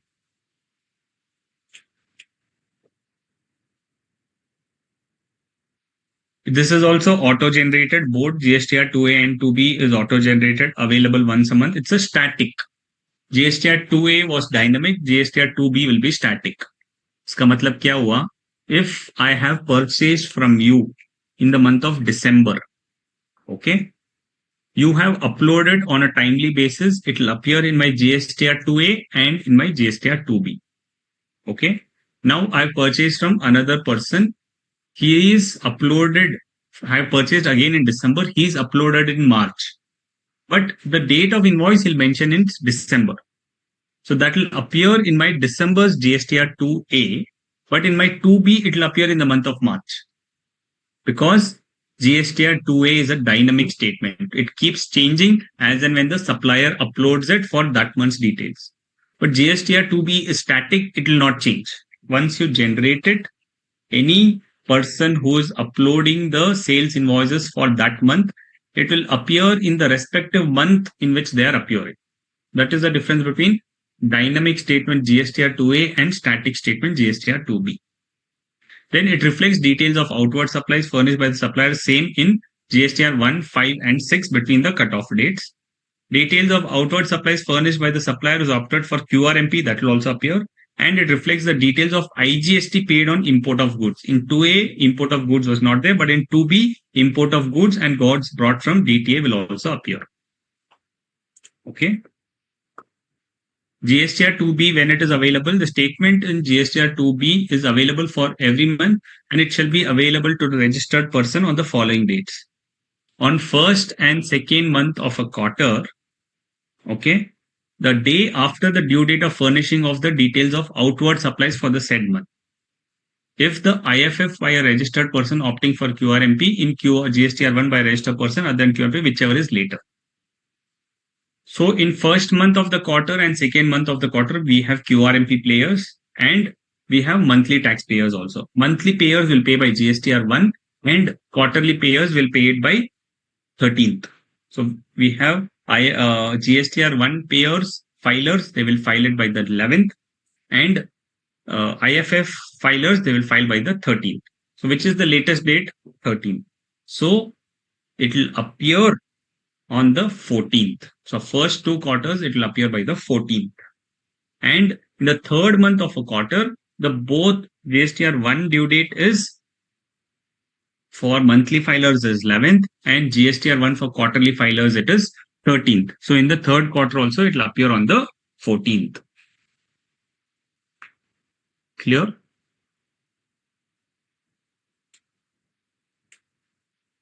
If no explanation, 2B will be blocked. In case of 8080, they have not said it will be blocked.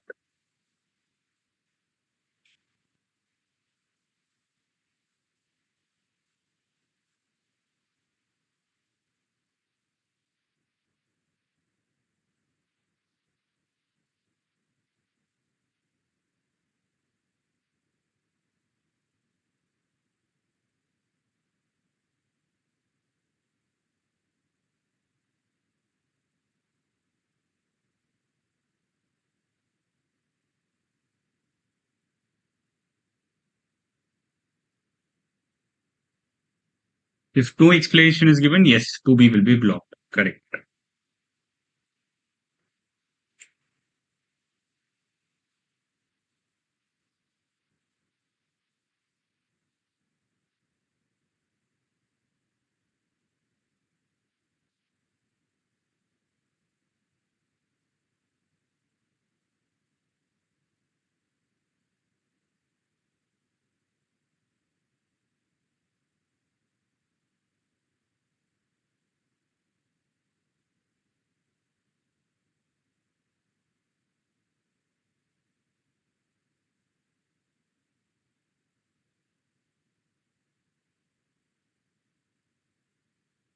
जनवरी का आपको GSTR-2B 14 फरवरी को मिलेगा. You're right. One example on which one, Mahi? Be specific.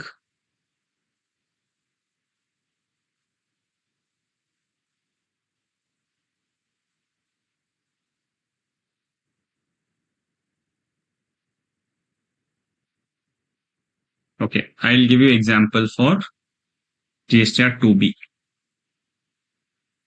2B only, right? हाँ, ठीक है.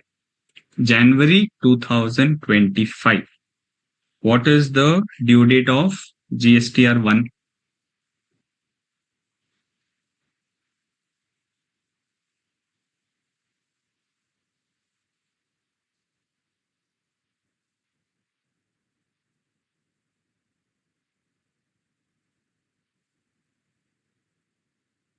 February 11th, correct? So Feb 11th is the due date for GSTR-1 and IFF पूछने से पहले प्रणव ने बता दिया 13th February. You're right. February 13. So what does it say here? कि आपको ये कब दिखेगा? If the IFF by the registered person opting for QRMP are in form GSTR-1, whichever is later. तो later कौन सा है? 13th. So after 13th, so your GSTR-2B will appear on the February 14th. Okay. So for January, this is the case. For February, GSTR-1 due date is March 11th and IFF March 13th.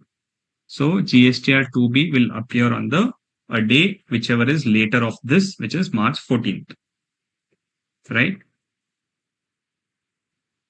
Now for the month of March. GSTR-1 due date is April 11th and IFF होगा यहाँ पे IFF will not be there itself. IFF filers will not file IFF. They will file end of the quarter, na? So they will also file GSTR-1. But quarterly fellows, they will get time till April 13th.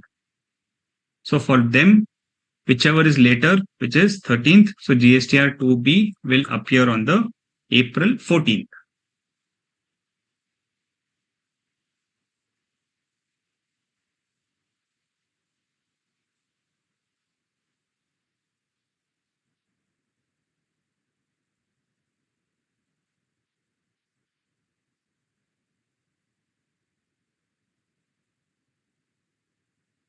Yes, Pallavi. I have purchased and also claimed ITC. Then supplier amended the invoice and reduced the invoice value. After what happened, GSTR-2A very good. So you have claimed it. Whatever changes he does in his GSTR-1A, you have claimed it on the 14th. Whatever changes he does, no, after 11th, that will reflect in the next month's GSTR-2B. So your 2B, what you have used it, this will be correct because it was the initial one. Now he's amended and brought it down. He can generally increase it, but if there's any correction, that will have an impact in the next month's one, and then you can claim it.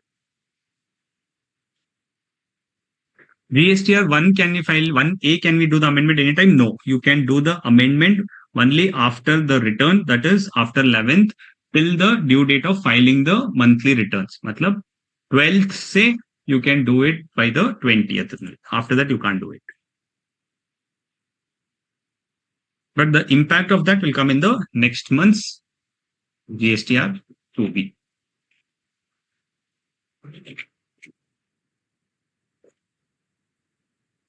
IFF वही कहा था ना Shreya, that IFF is like a interim return. जो quarterly return filers है, जैसे ये वाला है, ये अप्रैल 13 को GSTR-1 फाइल करेगा, लेकिन उसके कस्टमर्स बोलते हैं मुझे क्रेडिट चाहिए, so they will file a IFF, Invoice Furnishing Facility. This is like a GSTR-1 itself, क्योंकि वो एक्चुअल में GSTR-1 फाइल नहीं कर रहे हैं. On that, they are only furnishing details of B2B supplies. That is, for the customers who should get the credit, they have called it as IFF. It is like a GSTR-1, but it has only supplies of B2B sales. So in this IFF, they will file only that. That is called as IFF, which would be filed by the 13th of the subsequent month.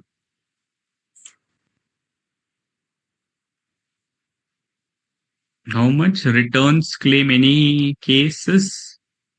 Didn't understand your question, Tambeshwari.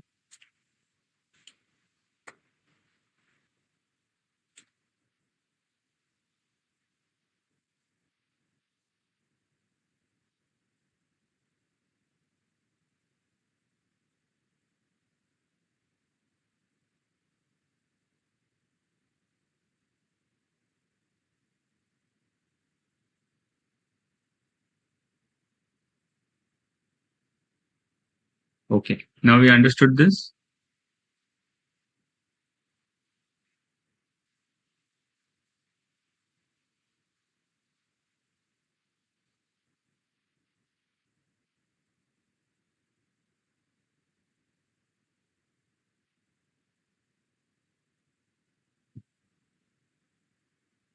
Now 1 and 2B we have understood. Now we'll get into 3B.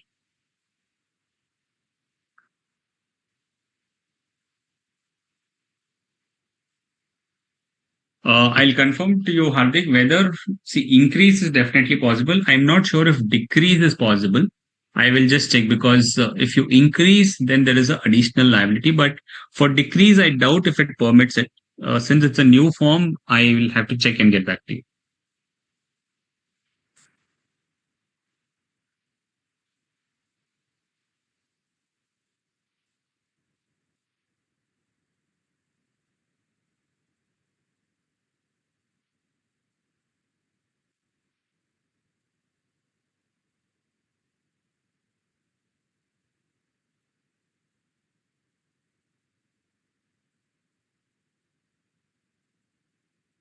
Okay.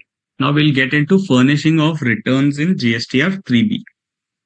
Somebody was asking on the portal view. I will take a login and I will show you probably beginning of the next class, so that once we understand this theory, then we see the portal, we will understand it better. Okay. Returns for regular taxpayer who is eligible to file. Every registered person, that is a 3B I'm talking. Every registered person other than an ISD, NRTP or composition taxpayer or TDS and TCS payer will file the 3B. And 3B will be filed monthly by a regular taxpayer, and by a QRMP taxpayer, he will file it on a quarterly basis. Monthly taxpayer will file 3B, GSTR-1 and GSTR-3B both on a monthly basis. A QRMP person will file GSTR-1 and 3B both on a quarterly basis itself. For those supplies to whom he wants to give the credit, for that he will file a IFF. What form he will file? They will file GSTR-3B. It has the summary of outward supplies, summary of inward supplies, which is liable to reverse charge. Okay, because they have to pay tax on reverse charge basis, right? It will not appear in GSTR-1. So they have to include it in their GSTR-3B.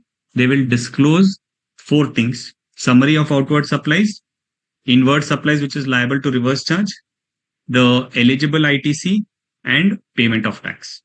These are the 4 important things which will come here.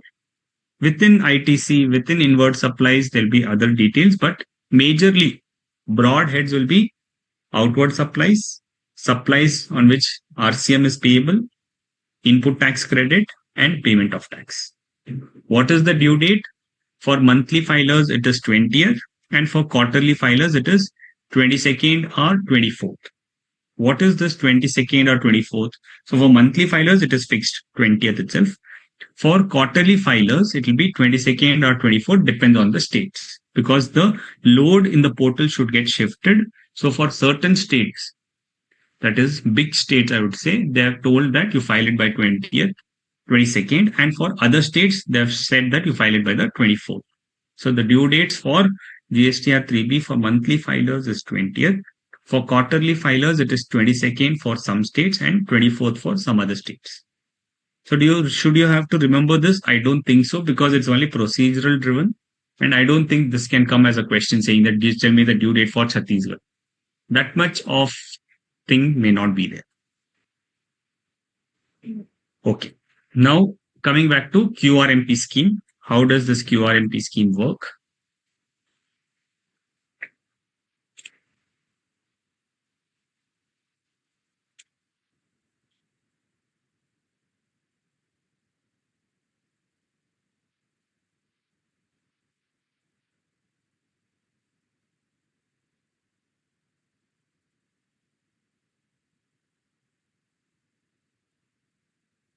Okay.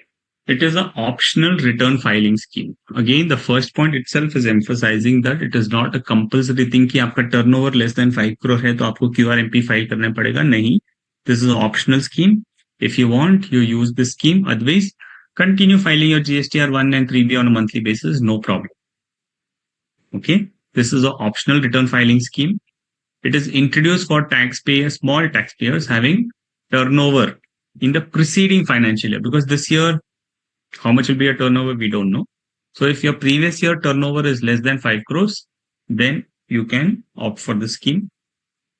This is aggregate turnover, not only turnover in which state you're registered. Aggregate turnover. We know the definition of aggregate turnover, total turnover, all India basis. If it is less than 5 crores, then you can opt for the scheme.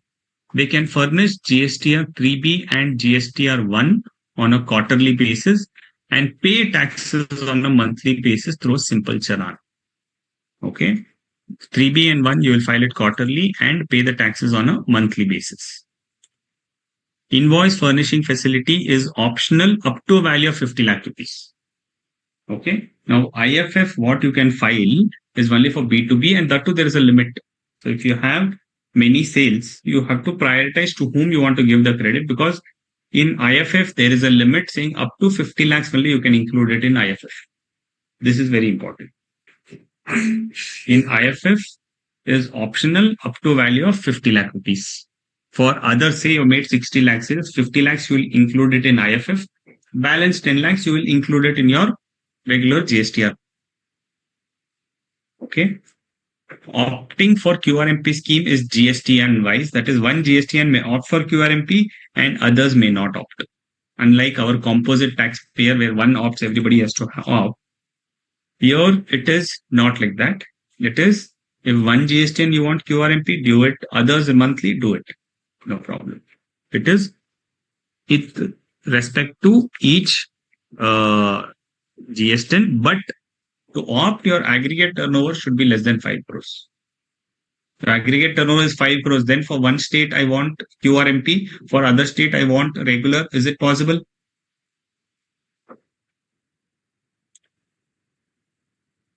Not possible. Once your turnover is more than 5 crores, which is aggregate turnover of the previous year, फिर आपको option नहीं है, आपको monthly ही file करना पड़ेगा, QRMP आपको मिलेगा नहीं. लेस देन 5 crores है, one state QRMP, another state monthly possible. Registered person must have furnished the return for the preceding month as on the date of exercise of this option. आप monthly filer हो, ठीक है. सितंबर तक आप monthly filer हो, अक्टूबर नवंबर दिसंबर से आपको QRMP करना है, कर सकते हो, लेकिन सितंबर तक के रिटर्न्स आपको फाइल किए रहने चाहिए. You should have been updatedly filed all your returns till the date from when you want to opt for composition scheme, for QRMP scheme. How to exercise this option? A registered person shall indicate his preference from first day of the second month of the preceding quarter till the last day of the first month. A registered person shall indicate his preference from when? From the first day of the second month of the preceding quarter. Suppose मैं अक्टूबर नवंबर दिसंबर से opt करना चाहता हूं, तो फिर previous quarter क्या हुआ? जुलाई अगस्त सितंबर. Second month of that quarter is August. So from 1st August till the first month of the quarter, from 1st of August till the 1st of October, I have an option to opt in for QRMP scheme. Okay, till the last day of the first month of the quarter for which the option is being exercised. Example, from April to June, he can opt from 1st February till the 30th April. This you have understood? When you can opt in?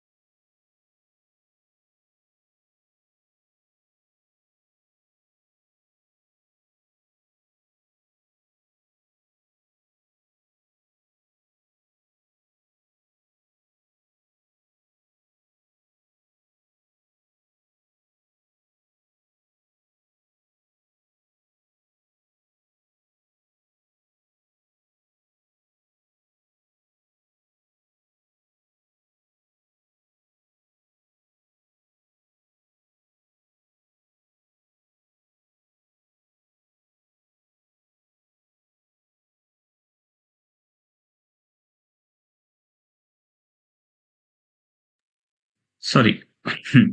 So this part you understood. इस quarter में opt करना है तो previous quarter के second month से इस quarter के first month तक आप ऑप्ट कर सकते हो.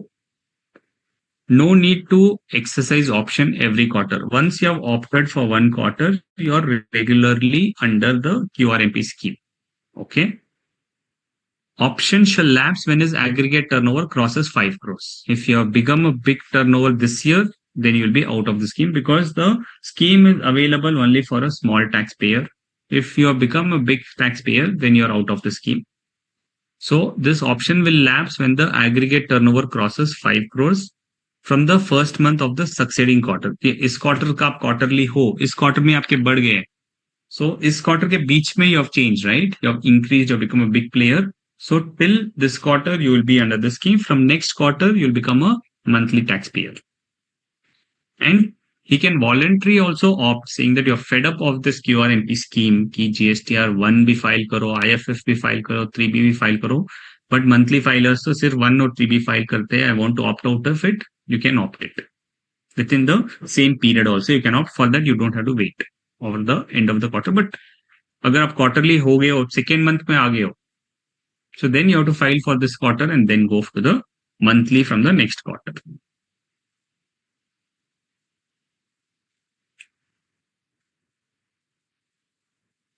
Now, small taxpayers aggregate turnover up to 5 crores may file their Form 3B and 1 quarterly, no interest applicable if 35% of the challan is paid by 25th of the succeeding month.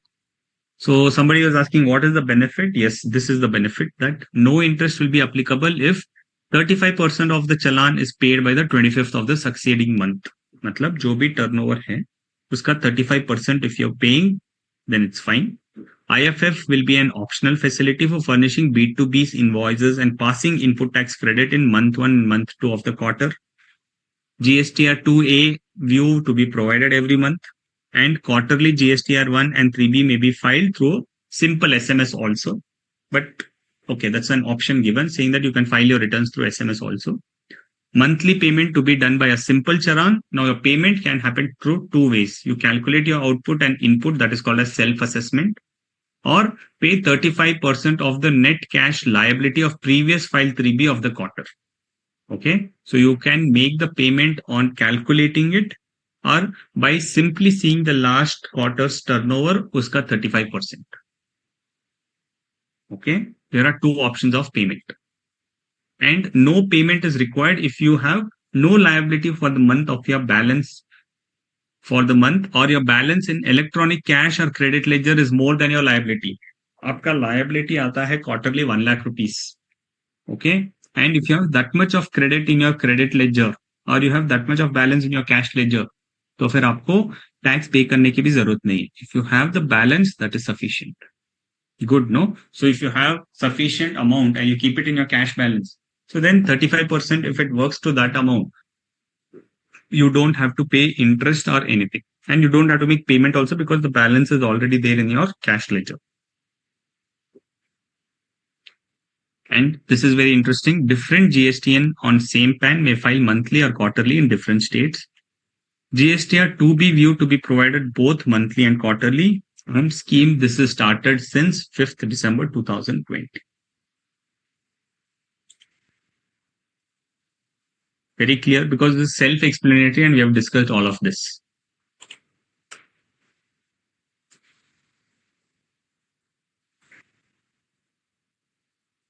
Yes, all India turnover we have to see for that 5 crore limit, Hardik. We have discussed here, no? I'll tell you again. The aggregate turnover has to be seen.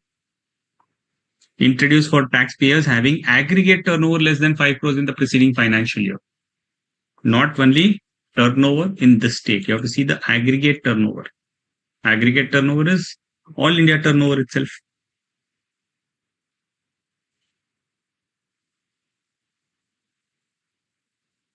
If you are having aggregate turnover less than 5 crores, right? And in say Karnataka you want QRMP, and in Maharashtra you want normal, possible. They're saying Karnataka you go for QRMP because Karnataka you have a different registration number. And in Maharashtra you want to go for monthly, you go for it. Possible, no?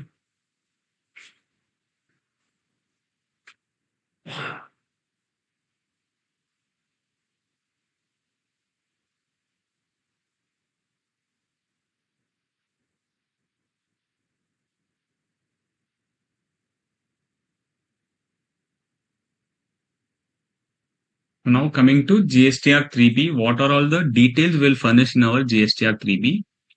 GSTN of the business, your GSTN you will give, legal name and trade name, and tax period, for which month you are filing the returns. Summarize details of outward supplies, summarize details of in reverse liabilities, inward supplies which is liable to reverse charge, summarize details of inward supplies made to unregistered person, composite taxpayers and UIN holders. On this, tax will not be payable, but you have to give the details saying what is your turnover.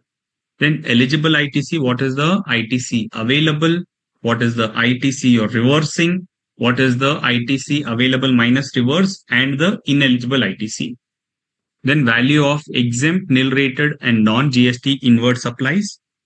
What is the payment of tax and what is the TDS and TCS credit you have received.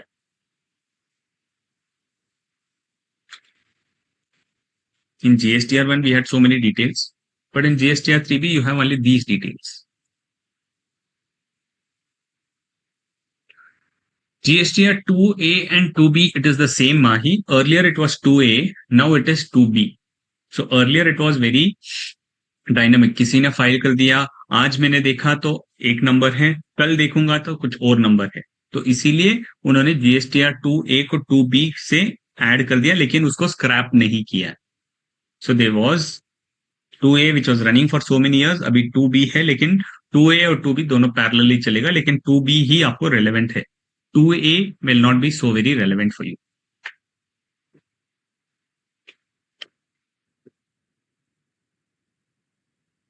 GSTR-3B, this is important. ये information आपको समझ में आया? What all you have to give details in GSTR-3B?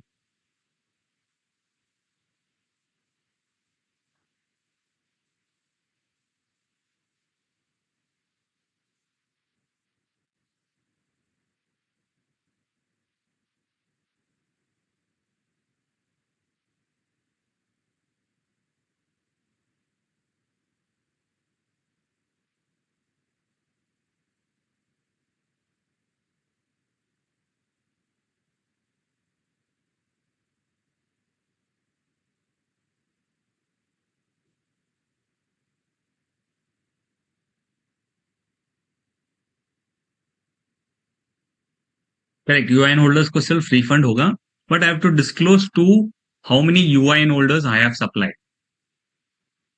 I just have to disclose the summary. I don't have to give invoice-wise details.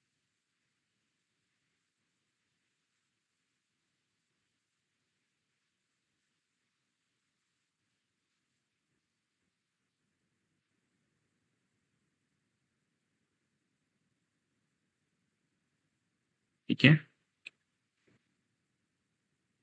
And nil returns.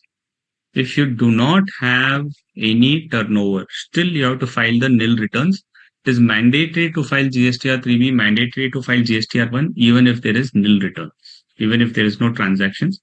If exempt supplies is mailed with no GST liability, then it is not a nil return. Nil return means no turnover at all. If there is some exempt turnover on which tax is not payable, still it is treated as a normal return. And nil GSTR-1 can be filed through an SMS. Similarly, nil 3B also can be filed through a SMS. Okay. Now, we were talking on revised return. That is, GSTR-1 can be revised through GSTR-1A. Like in GSTR-3B, if there's any mistake, can you revise it? No, you cannot revise it. In GST, since the returns are built from the details of individual transactions, there is no requirement for having a revised return. But any need to revise a return may arise due to some mistakes or in change in a set of invoice or debit notes. So what do you do in that case? Instead of revising the returns, whatever is the difference, you can raise a debit note or a credit note. Now, I have raised invoice for the month of January. There is a mistake in this. I will raise a debit note for increase in value. There is a decrease. I will give a credit note. This debit note and credit note, I am raising it in the subsequent month. So in February month, whatever debit note and credit note I'm raising, that will come in February month's return. Or if I've realized it before the end of the month itself, January 15th, I have raised a sale invoice for 1 lakh rupees. Now there's a mistake to the extent of 20,000 rupees. I will raise a debit note for 20,000 in the same month. So I will include sales as 1 lakh from the invoice and 20,000 from the debit note and declare a turnover of 1,20,000 rupees. Okay, so that is how the returns within a month, you don't have to pay the invoice. You can raise a debit note and credit note. In the same month, it will come. If any changes in the subsequent months, raise the debit note and credit note in the subsequent months and include it here. So there's no requirement of any change in the details. And any changes not done in GSTR-1A, you can do it in the subsequent months GSTR-1. How can that happen? My invoice was for 1 lakh. In my GSTR-1, I've shown 80,000 by mistake. So I don't have to raise a debit note or credit note. There's a mistake between invoice and 1. So 1 lakh rupees का invoice GSTR-1 में मैंने कर दिया 80,000. Subsequent में मैंने identify किया है तो GSTR-1 और 3B में इतना ही रहूंगा या at least in GSTR-3B I can show the full 1 lakh rupees. In the subsequent GSTR-1, I have an option of amend. उसमें amend करके ये invoice select करूंगा and I will disclose 1 lakh rupees. So that is possible in GSTR-1. Now, till what time can I do the amendment in GSTR-1? By the 30th day of November following the end of the financial year to which such invoice relates or the date of filing annual return, whichever is earlier. So I can do the revision within this time. This is not a revision. Effectively, this is a rectification. I can do the rectification by this point of time. Clear? This is very important concept to understand.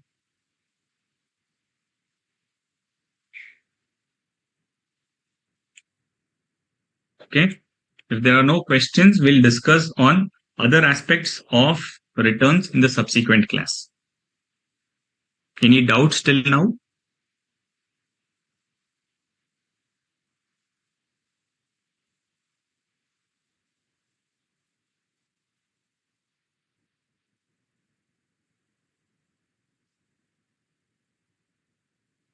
Invoice, we learned that debit note can be raised any month at any time because liability is being raised. Correct.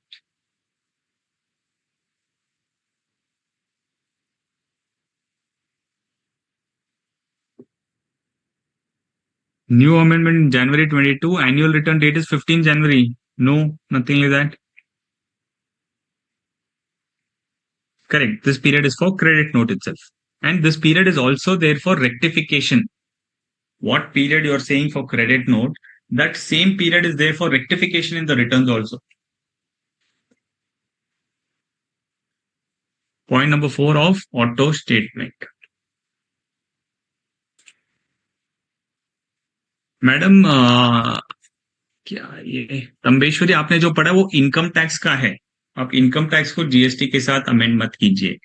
GST में annual return का due date 30 दिसंबर ही है, 31 दिसंबर ही है. Yes, debit note and credit note are also included in GSTR-1A.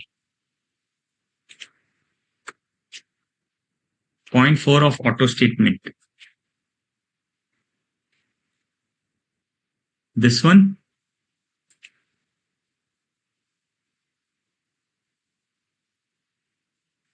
Aditya, which point are you asking?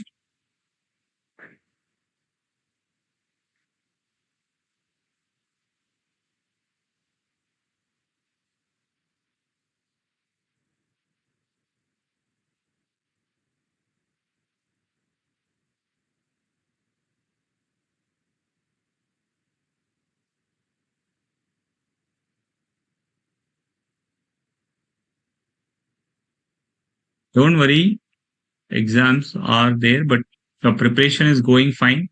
So everything will be fine. Yes, if you're worried, then you will not waste a lot of time. So worry is also good. But once you're fearful, you'll be concentrated. Otherwise, you'll be lavishly wasting your time. So good that you're afraid of the exam, which means you're concentrated and you're sticking onto your topic. Very nice.